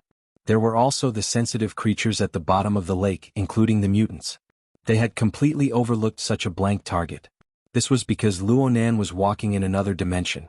In a certain sense, he was a part of this world. He was a redundancy that was hard to discover within the established structure of space and time. This was a relatively conservative standby state. Only in this way could the exoskeleton frame, which was not that perfect in its workmanship, be able to endure for a period of time. Luonan earnestly sensed the feeling of being in the great gear set and the great production line of the world. Right now, he did not possess the mysterious feeling of becoming one with heaven and earth. He only had a simple feeling of tightness, smoothness, and difficulty when the gears meshed with each other. He used these as a basic comparison to make the corresponding corrections.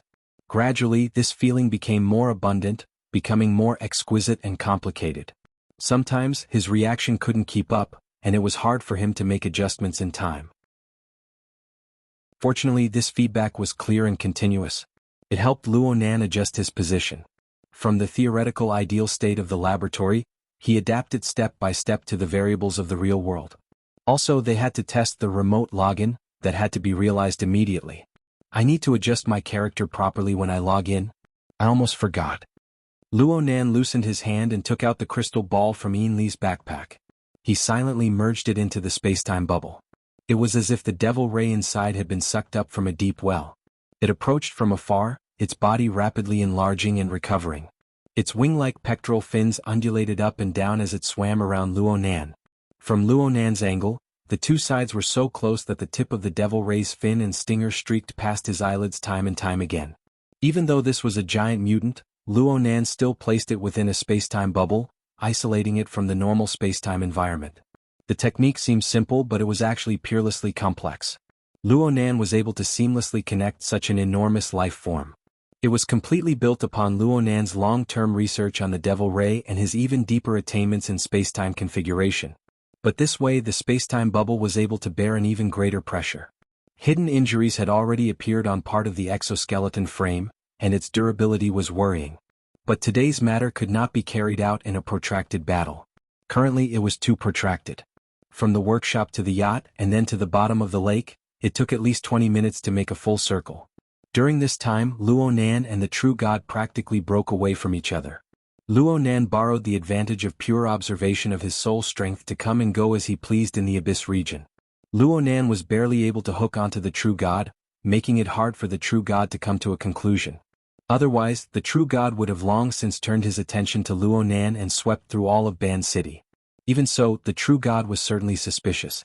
Over at Ban City, the search activities originating from the Amaterasu Pure Land on the mental plane continued to intensify and become more and more strict. Human flesh search and offline PK. This was the fundamental train of thought of the true god and the Pope. This matter could happen anywhere, but it could not happen in Ban City. Luonan narrowed his eyes slightly. His gaze pierced through the barrier of the void and the rippling waves of water. In a trance, he saw a similar environment 1,500 kilometers away. It was also below the surface of the water, but it was nearly 100 meters deep at the bottom of the sea. Luonan chose this sort of environment to be the novice village for his new character to log online. To put it bluntly, it was the place where the spacetime bubble would begin its remote mapping. With the support of the Soul Cloak, which covered the entire world and had the condensation ring as its foundation, there was no environment more suitable for exerting power than an environment rich in water molecules. What Luonan needed to do was to borrow the Soul Cloak to project the basic configuration design of his main body over. Of course, his consciousness came along with it. Luonan's consciousness really seemed to have grown from the bottom of the sea 1,500 kilometers away. He was very familiar with this. He often used similar methods over the past few months to project the core of his own concept into the South Pacific Ocean. He borrowed the abundant water vapor conditions there to play hide-and-seek with the powerful extraordinaries from all over the world. He misled them, embedding the concepts of Enlightenment Palace and a new plane within. Luonan even gave this method a name. It was called Luo's Core. From his perspective, Luo's core and lamination interference technology should be equivalent in terms of core. They were both rooted in the configuration system. But the former spent most of their time hiding behind natural phenomena, confusing the public and seeing, forever hiding in the shadows of people's perception. But Luonan relied on the lamination interference technology to become the focal point of everything.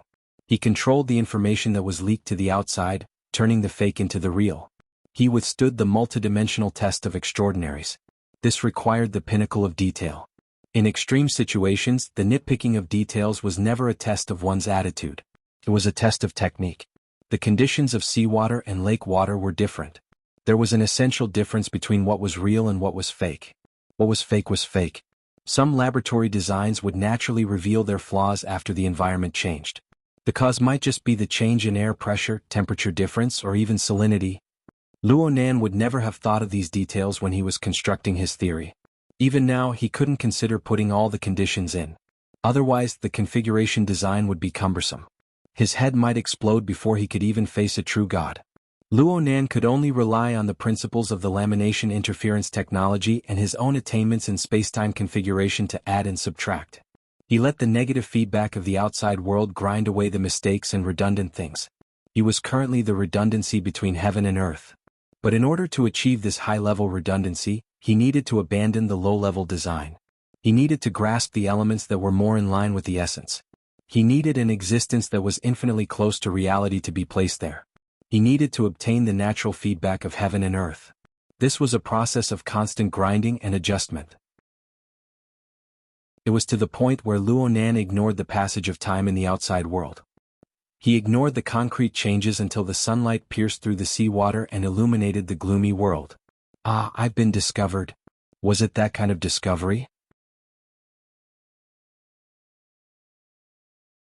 Chapter 850. The interference power that came from within the light carried a familiar flavor. This was the unique quality of a true god. It wasn't an absolute thing to say. Even though they were of the same system, the feeling the Pope gave off was more or less the same. In any case, it was the kind of bright, dazzling, fully burning, scorching feeling. This power combined with the rules and laws of the great divine treasure of the propping mulberry tree. It was like a propulsion furnace that supplied energy to the propping mulberry tree. It was also like the entire propping mulberry tree was its fuel. However, there was still a slight difference from the brief confrontation that occurred a few days ago in the wilderness laboratory. Back then, the true god, under the urging of negative emotions, did not hold back at all. The true god tore through the barrier of the void and smashed over. But now, the true god was in a semi-detached state, performing a routine scan. He had accidentally caught the true god pausing for an instant before the true god exerted its power a second time. This tiny disconnect was far too obvious and slow on Luonan's current level. He even had the time to adjust a set of configuration details in response to the sudden change in environment. Only then did he stir, allowing the projected spacetime bubble, no, it should be said that the game character he had just created, to log in and go online. No matter how tedious, tense, and precise the preparatory work he had done before logging in, no matter how much energy he had consumed, Luonan's mood was strangely calm when he truly arrived at the moment of verification. Against the light that illuminated the surrounding seabed, Luonan came into contact with the true god's pressure that penetrated through space. He had a rough idea of what was going on. A slight distortion occurred in the structure of the seawater 100 meters deep. A high-frequency vibration existed on the mental plane, destroying the existing environment. It also forced the surrounding living beings to break away from their original rhythm and expose themselves. The true god's methods could not be said to be wrong. In fact, they were quite brilliant. The underwater life forms in the surrounding area were like a sieve. They were screened out as long as they had the slightest bit of suspicion. Immediately after, a scorching mental attack like an electric net came down with a buzz. In 3 to 5 seconds, the lives of over a dozen species, whether they were mutants or ordinary sea creatures, were forcefully stripped away. But at this time, the new character who had just logged in followed the tiny arc of the distorted spacetime structure. It smoothly shuttled back and forth. It was as if the character was sliding on a guideway. Even though there was still a slight dissonance when the gears were engaged and switched, it added a proper texture. On this trajectory, the mental attacks that could have been fatal were like brilliant fireworks. They seemed to explode at a low altitude like stars falling like rain, but in reality they did not hit the ground at all. An error in judgment. Of course, this was a mistake on the part of the true god. His attack had completely missed. From Luonan's perspective, this was an excellent piece of evidence. The configuration design idea has passed the test. The conduction and transformation of the soul cloak are also going smoothly. It's basically operating without any problems, but the feedback from the outside world needs to be corrected. What about the degree of realism? The controller at the bottom of North Mountain Lake was still thinking in an orderly manner. But at the same time, the experiencer, who shared the same lineage at the bottom of the Pacific Ocean, received a clear, powerful, and admiring mental message from a true god. "You're here. Good job." It was indeed excellent. Luonan gave himself a thumbs up without the slightest hesitation. Looking at it from a certain angle, the true god was exposing his own ignorance, and Luonan absolutely wouldn't be so kind as to warn him. Luonan didn't receive a response, but the true god's transmitted mental message clearly contained impatience. There wasn't the slightest bit of hesitation within it. The soul cloak that completely covered Luonan transmitted back feedback. Within the clouds of the stratosphere, the true god's transmitted power made another round of movement. The center of gravity changed, and it locked onto the surface of the distant Pacific Ocean. Soon, an even more direct response appeared from the depths of the sea. The roots of the Fusang divine tree were rapidly digging in, interweaving into an incorporeal network. The blazing power churned, interfering with each other on the mental and material planes, forming burst after burst of intense light. It was like a photographer's capture operation. The range was correct, but the situation of losing focus was more serious. At least, Luonan hadn't truly been locked onto yet. Luonan had even abandoned many things during this period of time. Perhaps the addition of these things would have been more perfect in theory, but in actual combat in a rapidly changing environment, these were merely meaningless details. The true god wouldn't pay attention to them, and Luonan didn't need to waste them. The situation was developing in the direction that Luonan hoped for. It was absolutely impossible to create a Luonan riding a devil ray and directly greet a true god. But he had to make those two believe at least partially that Luonan was right here without truly seeing Luonan face to face. So far, Luonan had succeeded. Luonan maintained his silence. He controlled the spacetime bubble to shuttle back and forth within the tight structure of space and time. Whether it was the bottom of Beishan Lake or the Pacific Ocean, it was the same. One was the main body. The other was a projection. But the difference between the two? No, it should be said that there was a common characteristic. It was constantly being modified by the spacetime bubble, and it was gradually internalized. It became a kind of instinct, a kind of nearly natural attribute. Before the structure of the spacetime bubble collapsed, it was probably like this.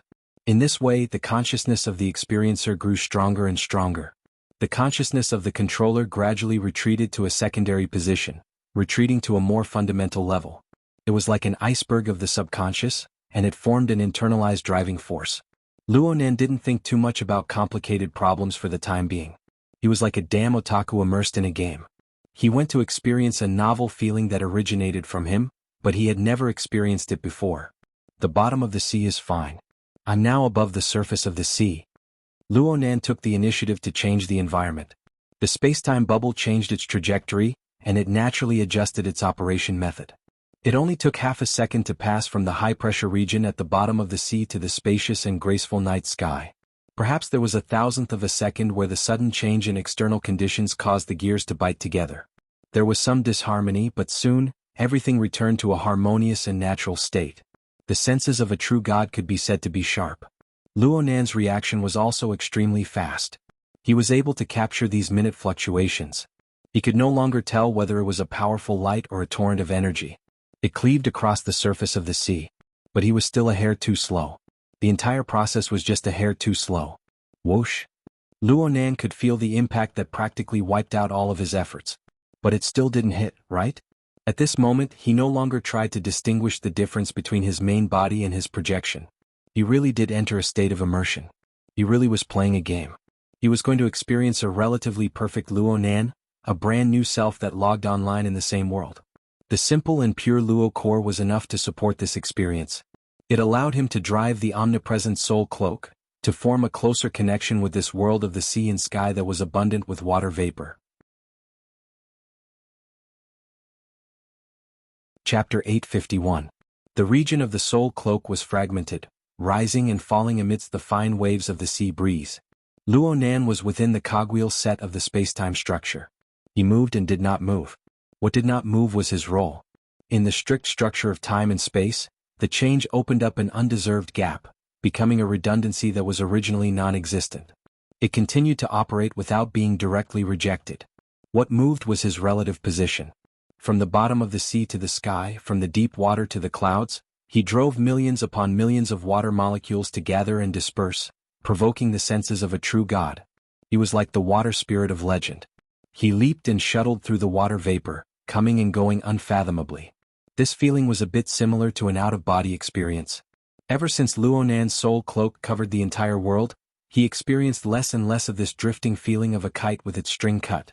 Luonan did not forget for a moment that his soul strength and fleshly body were still in a serious state of imbalance. Though he had the soul cloak's vast coverage to help disperse the imbalance, and he had the complex structure of the sandwich domain to provide a buffer, an imbalance was an imbalance. He had to pay attention to the coupling state of his body and soul frame at all times. He had to maintain a difficult balance between his god gear, which had entered an uncontrollable state of explosive expansion, and his body gear, which was limited by its physical nature. Sometimes thoughts like this would jump out in Luonan's mind. I might as well throw away my fleshly body. It's so weak, clumsy, and it always drags me down. Especially when fighting against a powerful enemy. I have to split half of my mental energy to ponder over how to hide this fatal weakness. Of course, the leaping and flickering thoughts of humans were the most unreliable. From a rational point of view, abandoning one's fleshly body was the same as destroying one's foundation in the material world. The mode of existence of life, established over billions of years of evolutionary history, would transform into a phantom of nothingness. Perhaps there would be a certain amount of inertia in a short period of time, making it easier to operate. But in the long run, it was impossible to support the endless cultivation of the future. Whether it was the lessons of blood that had emerged endlessly in the short few decades of Earth, or the rigorous theories of the mysterious civilization displayed by the virtual brain system, all of them emphasized and verified this point from multiple perspectives. Luonan was a rational person under most circumstances. It was impossible for the occasional crazy thought to shake the wall of his rationality. He could not let his heart be blinded by lard and step onto a dead end. He was just taking a break from his busy schedule to experience the illusory pleasure of being completely unrestrained. Luonan was not completely illusory.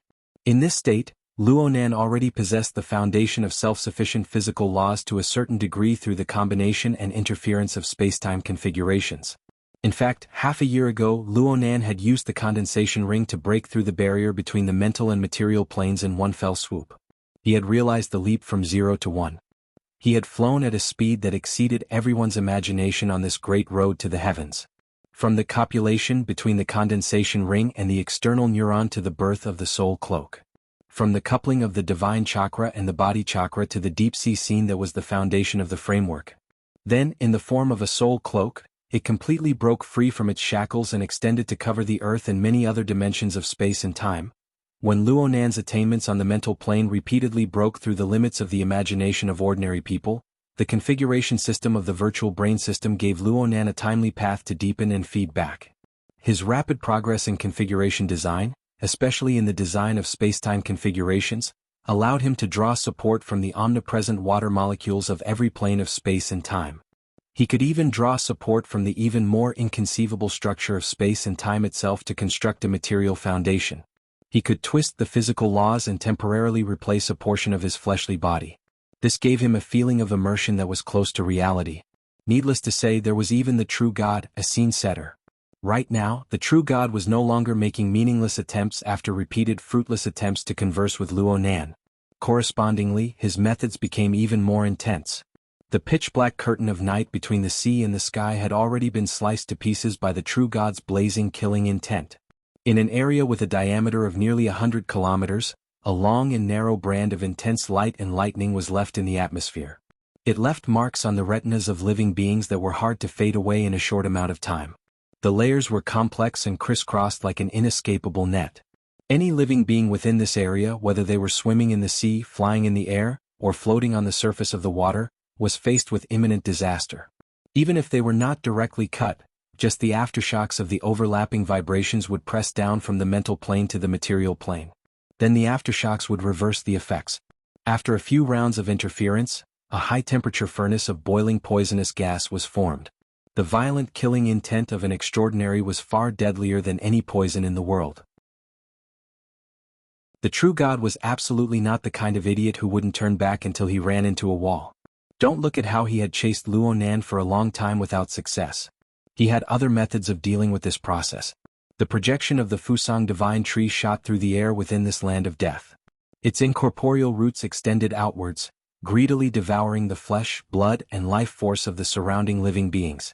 It borrowed the nourishment of the boiling emotions between life and death to gradually turn from a projection of nothingness into reality. At the very least, the power descending from the abyssal region grew more and more real and terrifying. At the same time, it formed an even more powerful compression effect on the surrounding void. The true god seemed to have sensed something. Having lost a reliable fulcrum of believers, it was very difficult for the true god to display a direct method like he did a few days ago in the wilderness. But the method of boiling a frog in warm water possessed a certain degree of feasibility. It manifested the true god's clear train of thought that was the complete opposite of his violent actions. The undulating undulations of his soul cloak were weakening in regularity. This was the result of the water molecules pervading the atmosphere suffering substantial damage. This was also the result of the warping and deformation of the structure of space and time. It was as if Luonan was playing a game of parkour. He had to find a relatively safe route in this vile environment. He had to avoid the projected space-time bubble from colliding head-on with the true god's Fusang divine tree system. Fortunately, this game had a time limit and a finish line. The true god's methods had already partially exceeded the scope of the Fusang divine tree system. It was the type of overclocking. Don't look at the oppressive warm water on the plane of reality. Compared to the abyssal region, it was already a volcanic eruption-like impact and turbulence. This was a good thing. Even with the true god's abilities, it was impossible to maintain this impact force for a long period of time over 1,000 kilometers. Therefore Luonan knew what he had to do. His consciousness anchored the destination within the intermittent soul cloak and the warping void gap. It was the intercontinental airship that was gradually slowing down. It was already beginning to deviate from its course. It was also the location of the trap set up by the true god and the Pope. Luonan could more or less guess the situation over there. But no matter what, it was better for everyone to meet face to face. Chapter 852. Ladies and gentlemen, this is the captain of this flight. After careful evaluation, I am sorry to inform you that this flight will be turning around and returning. Wuxialover was sitting sideways on his seat, with most of his legs stuck in the aisle. His body was slack and he was still trying to digest the changes that had happened before and after he fainted. He was not in a good state. The aftereffects of forcefully attaching his soul had yet to subside. His skull was buzzing and occasionally there was a sharp tinnitus. Under such circumstances he automatically filtered out most of the broadcast information of the flight, leaving only the most important word: return. His eyeballs moved and he glanced sideways from the corner of his eye. The key factor that caused all this was right in front of him. Less than 3 meters away, the puppet controlled by the Pope like Wuxialover was sitting sideways on his seat, facing the aisle, with his elbows on his knees and his body slightly leaning forward. This posture had not changed for a long time. But compared to the moment when Wuxialover opened his eyes, this puppet that looked like a business elite seemed to have been sucked dry of blood and water. All that was left was a skinny silhouette like a mummy. There was almost no breath coming in and out of its mouth and nose. With such damage to its body, it was already a miracle that it could maintain the most basic vitality. It would be difficult to do anything more than that. But to the Pope this was not a problem at all. The Pope's consciousness was still here, calmly calculating and living within his means to maintain the puppet's breath. At the same time, everyone in the first-class cabin still had to rely on him to survive. It was precisely because this breath was too weak that everyone in the spacious cabin held their breaths. In most cases they were like wooden statues. Yukawa Isuke was the same. No one restrained him, but in this kind of atmosphere, the only things he could use were his eyes and thoughts. In the beginning he only looked at his surroundings dizzily, passively accepting the drastic changes that happened after the nightmare. As time passed, his mushy brain began to slowly recover. Although this kind of recovery first brought about a sense of pain. Yukawa Isuke saw the virtual workspace in front of the Pope's puppet, saw the mimicry of the spiritual sea, and saw the continuous appearance of chaotic ripples. Of course, he had heard and seen how the Pope taught by Xianxia how to operate the corresponding equipment. He almost didn't dare to think too deeply about the logic behind it. His mouth was full of bitterness. If possible, he hoped to delete all the orders and bargaining records related to the mimicry generator a few days ago, both in reality and in people's memories. However, this was only wishful thinking. Perhaps the relevant information was already placed on the Pope's desk, just waiting for an opportunity to act up. When I go back to Band City, I must. Can I not go back? Speaking of which, it was absolutely impossible for Yukawa Isuke to leave the Pope puppet's side. As long as he recalled the scene where his mind felt as if he was trapped in a prison, his body involuntarily being controlled by others, fear and despair would follow him like a shadow, and there was no way to get rid of it. With the Pope by his side, Xuanhuan wouldn't come again, right? Yukawa Isuke adjusted his line of sight and looked at the porthole on the other side of the aisle. The first thing he saw was Kitano Suzuto's stout back. His head bodyguard's mind was no longer on his job. Instead, he was focused on observing the scene outside the porthole. Yukawa Isuke could understand this. This was because at this moment, there was a strong light burning marks on the airship's porthole from time to time. At first, the marks were blurry and intermittent, but they became clearer and denser. That was, the true god has captured Xuanhuan's position. I hope it's true this time. Bai Xinyan, who was in the back seat, spoke as she adjusted the parameters of the equipment. Her tone was very pragmatic, but because she was too pragmatic, she didn't seem to pay much attention to details. As she spoke, the deformed sound of the atmosphere penetrated the airship's armor and transmitted inside. It rumbled in everyone's ears. This was the power of a true god. Who knew if it was his emotions? Bai Xinyan smiled faintly. But there is one thing that can be confirmed. Xuanhuan didn't successfully escape. His judgment was correct. The mummified Pope puppet didn't respond. Clearly, the Pope didn't want to waste his limited resources on idle chatter. On the other hand, Yukawa Isuke's thoughts were still wandering. He subconsciously looked at his wristwatch. 22:42. It had been almost 20 minutes since he woke up. It was about the same amount of time since the most recent capture by a true god. During this period of time, almost everyone felt that Xuanhuan had escaped. But now the Pope was waiting silently. This perfectly displayed the difference in judgment between extraordinaries and normal people. But looking at it from another angle, Xuanhuan, the bandit who could deprive others of their mental autonomy at any time, had endured under the eyes of a true god and the Pope for over 20 minutes. He had nearly exhausted the last drop of the Pope puppet's blood essence. He had almost succeeded. Unfortunately, he had failed on the verge of success. This was how Yukawa Isuke understood it. Why would he think of taking the initiative to provoke such a person? Every time he thought of this, Yukawa Isuke felt as if a handful of iron sand had been shoved into his chest, rubbing against it repeatedly. In any case, he should have let the true god and the Pope succeed this time. They should have killed that bastard. But in case they didn't, Yukawa Isuke subconsciously shivered.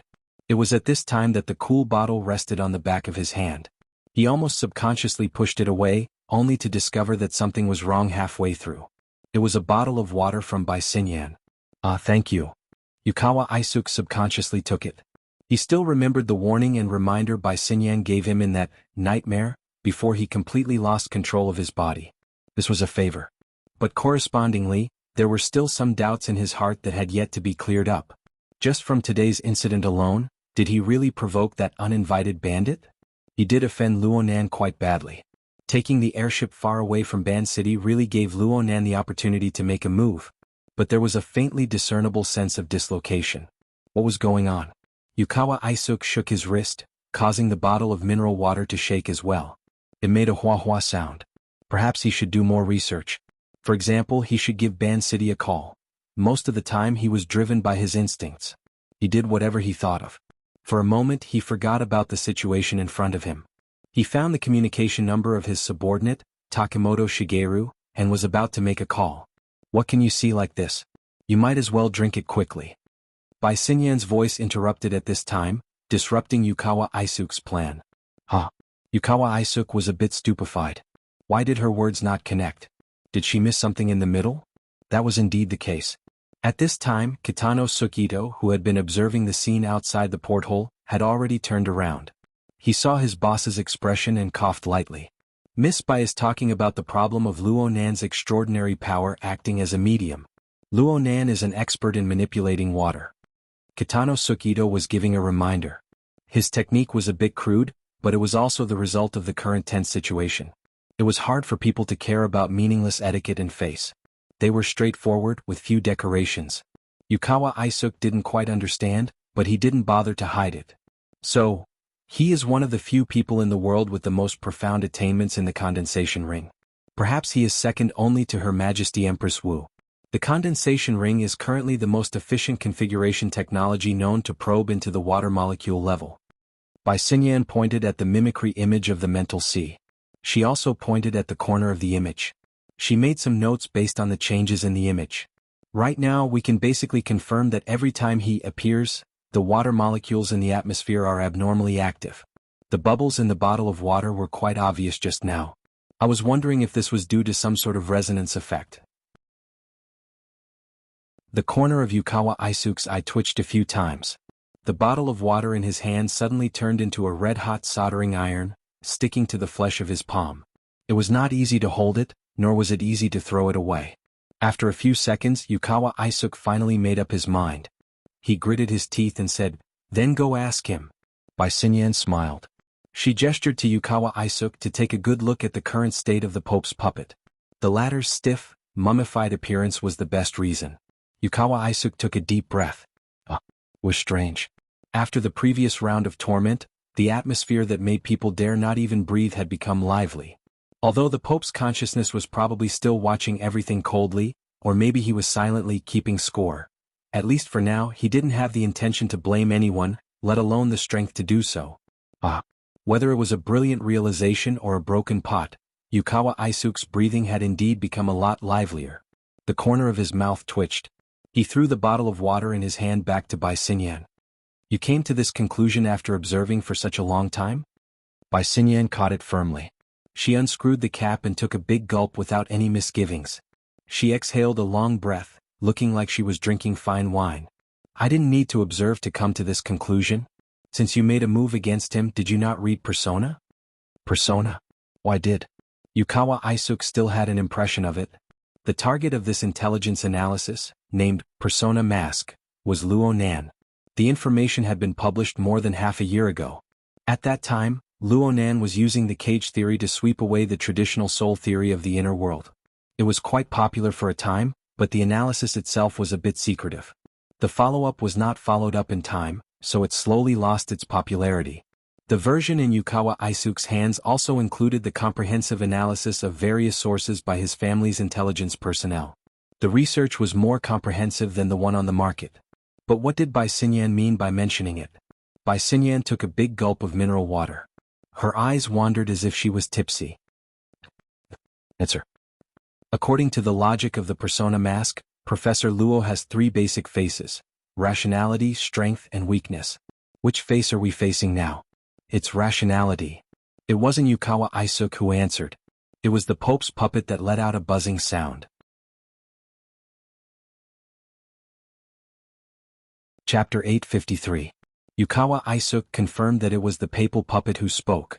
The puppet's lips moved slightly as it made a sound. But other than that, there was no other change. The dim pupils were still pointing at the spiritual sea mimicry map. "Your Majesty also watches Persona?" On the other side, Bai Xinyan quickly changed the topic of conversation. Her reaction was lively and quick, a stark contrast from the honest operator a few minutes ago. In fact, ever since Bai Xinyan took the initiative to speak and handed over the bottle of water, her attitude had changed subtly. This made Yukawa Isuke wonder if he was just a prelude to the previous round of conversation. While he was suspicious, Yukawa Isuk was actually listening attentively to hear how the Pope would respond. But before he could do that, another wave of low vibrations entered the cabin. The intensity of the sound wave was average, but it just so happened to resonate with the structure of the airship. For a moment, the cabin windows and seats were buzzing, and the vibrations numbed everyone's limbs and lumbar spine.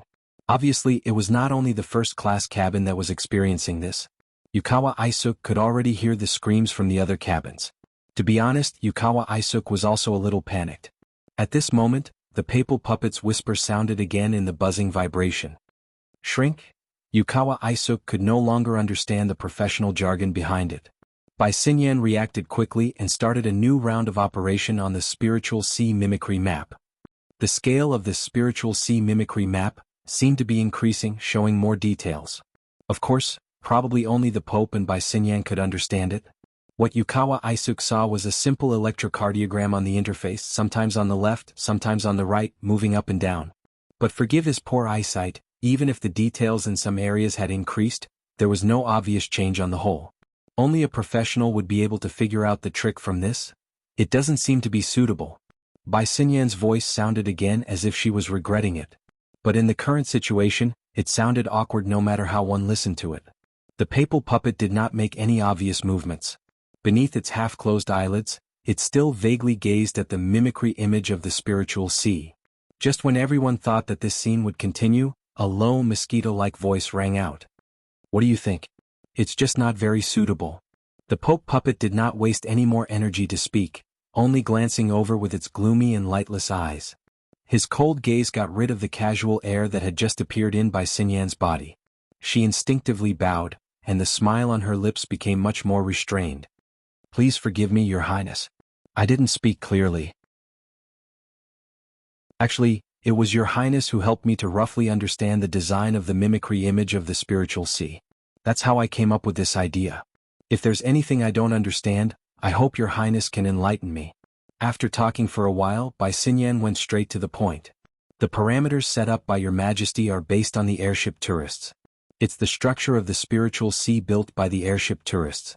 This structure was more in line with the main background from last time in Ban City. The results that appeared were more comparable. But the problem was that His Majesty and the Lord True God had descended. Junior Luonan didn't dare to linger. He fled far away and only played around in the periphery. The structure built by the hundreds of passengers on the yacht was clearly insufficient in terms of coverage. Therefore, I boldly guessed that Your Highness should take the initiative to graft this layer of structure with the power projected by the Lord True God. He forcefully spread it out and expanded its coverage, allowing Luonan's methods to leave traces on it as much as possible. The Pope puppet did not have any obvious reaction to Bai Xinyan's narration. Next to her, Yukawa Isuk listened very seriously. Of course, he didn't quite understand, but his imagination was pretty good. The scene of the Pope spreading out a thick pancake and sending it to the true God's hands to spin in circles or cast a net to catch fish appeared in his mind. That was probably what it meant. The Pope didn't object. That meant he acknowledged it. Wait a minute. Weren't Yukawa Isuk and the others also passengers on the airship? In other words, they were also part of the ingredients for this pancake? Bai Xinyan seemed to have heard his thoughts as he let his imagination run wild.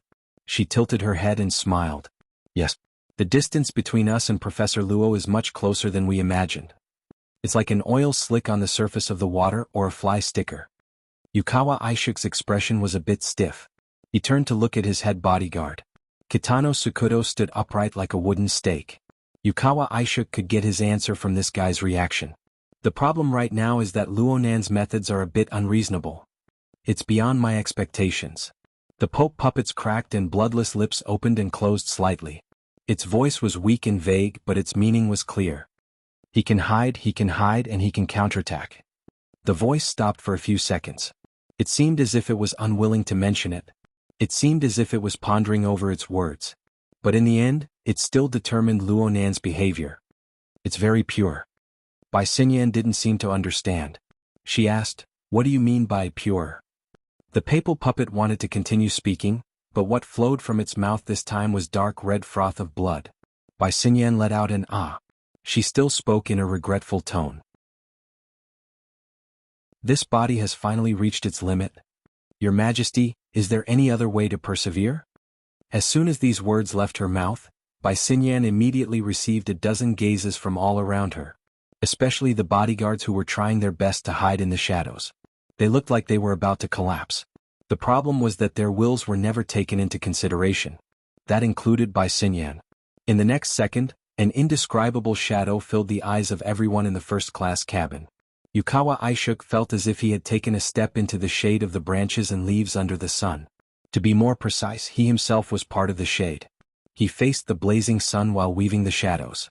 Everyone in the first-class cabin was probably doing this. This shade was not meant for them to enjoy. The Pope puppet was completely motionless. Having used up its last drop of blood essence, it had completely turned into a dried corpse. Meanwhile, the Pope's will, which had borrowed the existence of its corpse, conveniently entered the tree's shade. Using an exquisite guiding power, it intersected the branches and leaves in all directions, ultimately forming a tree nest that was the structure of a spiritual vessel. A wonderful feedback came. Wuxialover suddenly realized that he had a bit of the ability to communicate in the mental realm. This ability was undoubtedly given to him by the Pope. It was also decided by his current state. In the end, the Pope switched to the mode of mental projection. This time there was no one to act as a power bank.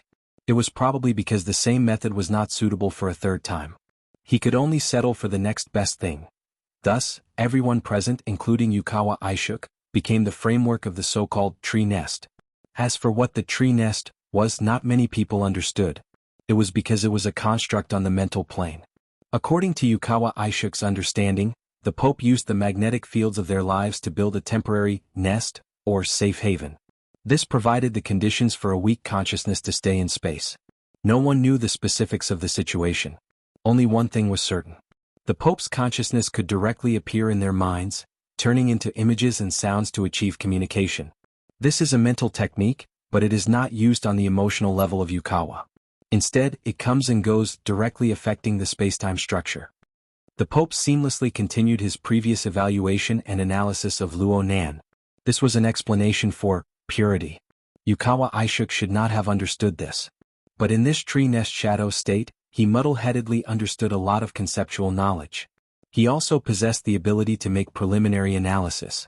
It was as if there was a built-in AI operating. Because it was purity, it broke away from the level of the Pope's design. Although it would still have an impact, this impact was no different from the impact of nature's wind, rain, thunder, and lightning. It was practically impossible to capture Xuanhuan's special interference mode through the sea of consciousness mimicry. In other words, the Pope's plan was ruined. Wuxialover seemed to have split into two sides.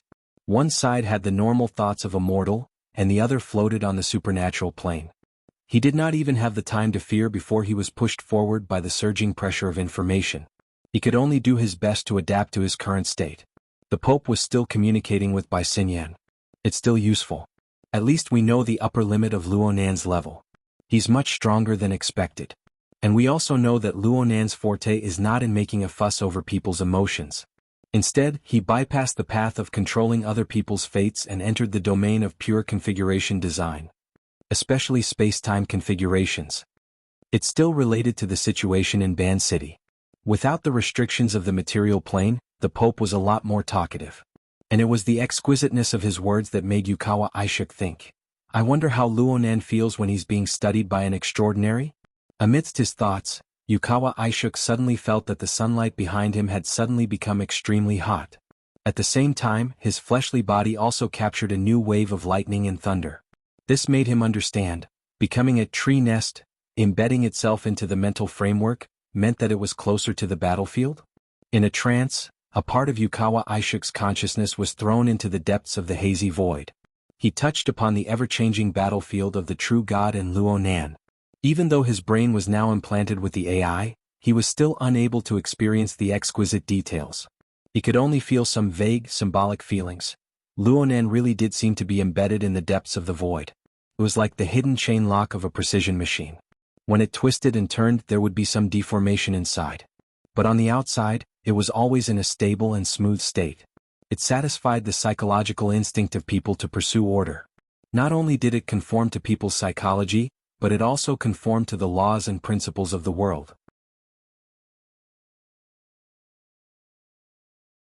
Chapter 854.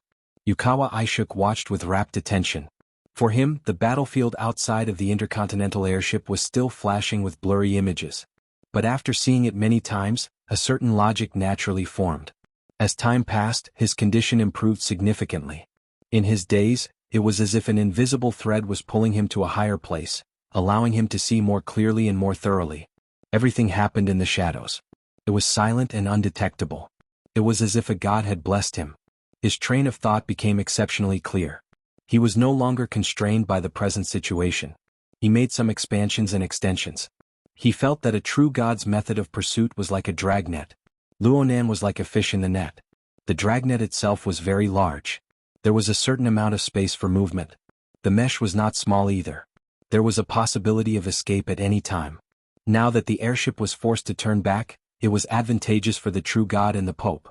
After all, the closer they were to Ban City, the greater the control the true god had over the dragnet.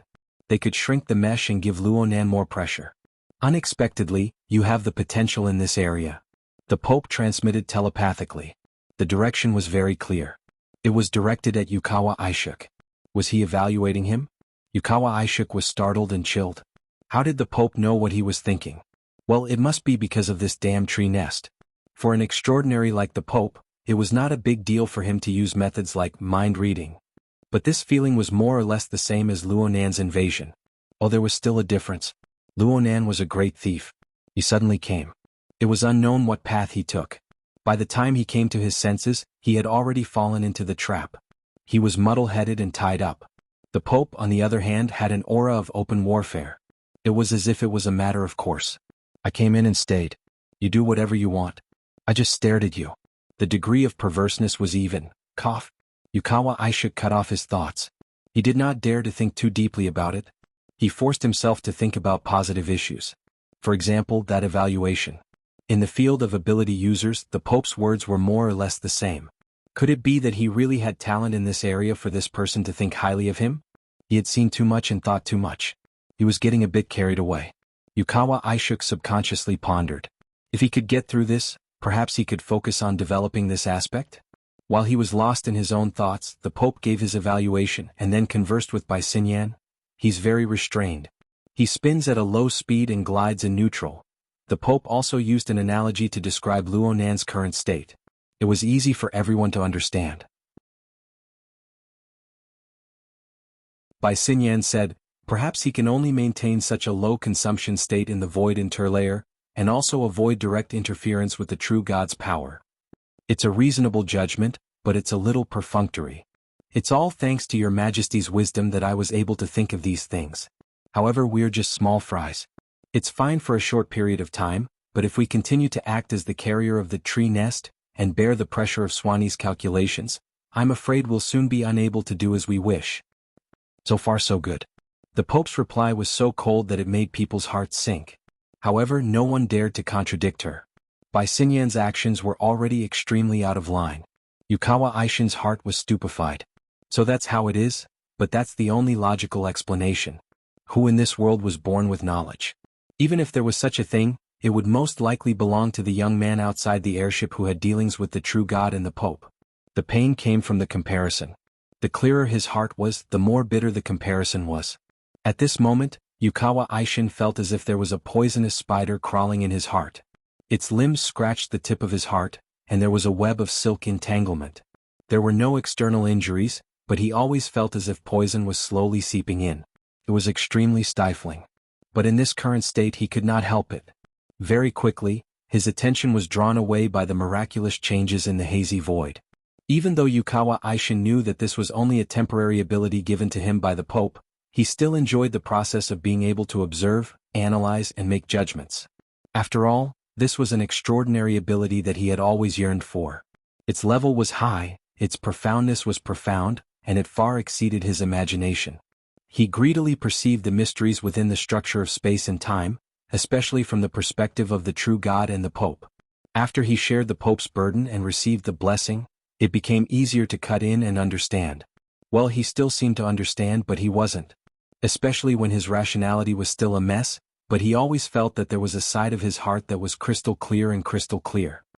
I still have talent, it's just that I haven't developed it yet. Wuxialover kept encouraging himself. As the head of a large family, he did not lack confidence. It was just that he was forced into a field that he was not good at, and it was inevitable that he would feel inferior. Now this half-yin, half-yang, suddenly bright and suddenly dark state gave him a reason to convince himself. It also allowed his thoughts to maintain a good state on a logical level. He was thinking again. Judging from the airship's return and the Pope's constant switching of mental states, the two of them probably did not expect the current situation at the beginning. Transcendents were indeed not gods. They also had their limits, be it in terms of strength or calculation. In the past he had only deduced it in theory, but now he was seeing it with his own eyes. And because of this, he could never become a believer. Deep in his heart, a subtle thought spun. Yukawa Aishin suddenly felt dizzy and nauseous. But his mind was exceptionally clear, and the discomfort in every part of his body was transmitted to him, layer by layer. In an instant, too much information accumulated, and his brain felt like it was on fire. With a muffled groan, Yukawa Aishin curled up into a ball. In the real world, Xianxia handed him another bottle of water and patted his back kindly. Keep your mind blank. All this information is giving you too much pressure. It's not good for your body to think too much. Huff huff. Yukawa Aishin could only gasp for air. How could he have the strength to respond? You still need to work on your foundation. The Pope's consciousness came again, like a chilly wind blowing into the depths of his mind. It's rare to have such talent. Go back to Osaka and train in the Amaterasu Heavenly Court for a while. Yukawa Aishin's mind was confused, and his heart was filled with joy, worry, and fear. For a moment he did not know how to respond. In fact, he felt that even if he did not say it, the Pope should be able to dig out these emotions from the bottom of his heart. What he needed was just a superficial statement. Just as he started, the shadow of the tree nest suddenly shook. No, it should be a sudden impact on the physical plane, enveloping everyone in every plane. Everything happened so suddenly that Yukawa Aishin didn't know what angle he should observe from, but in the end he didn't have to choose. Because at this moment, whether it was on the spiritual plane that the Pope was guiding or on the physical plane that his mortal body could perceive, there was a sudden rush of water vapor, and a sudden coolness. Xianxia made a footnote for this phenomenon. Finally we hit it. You're tuning in to the Sword Dance in the Vast Sky YouTube channel. Don't forget to subscribe and join us on this journey to catch the most captivating stories.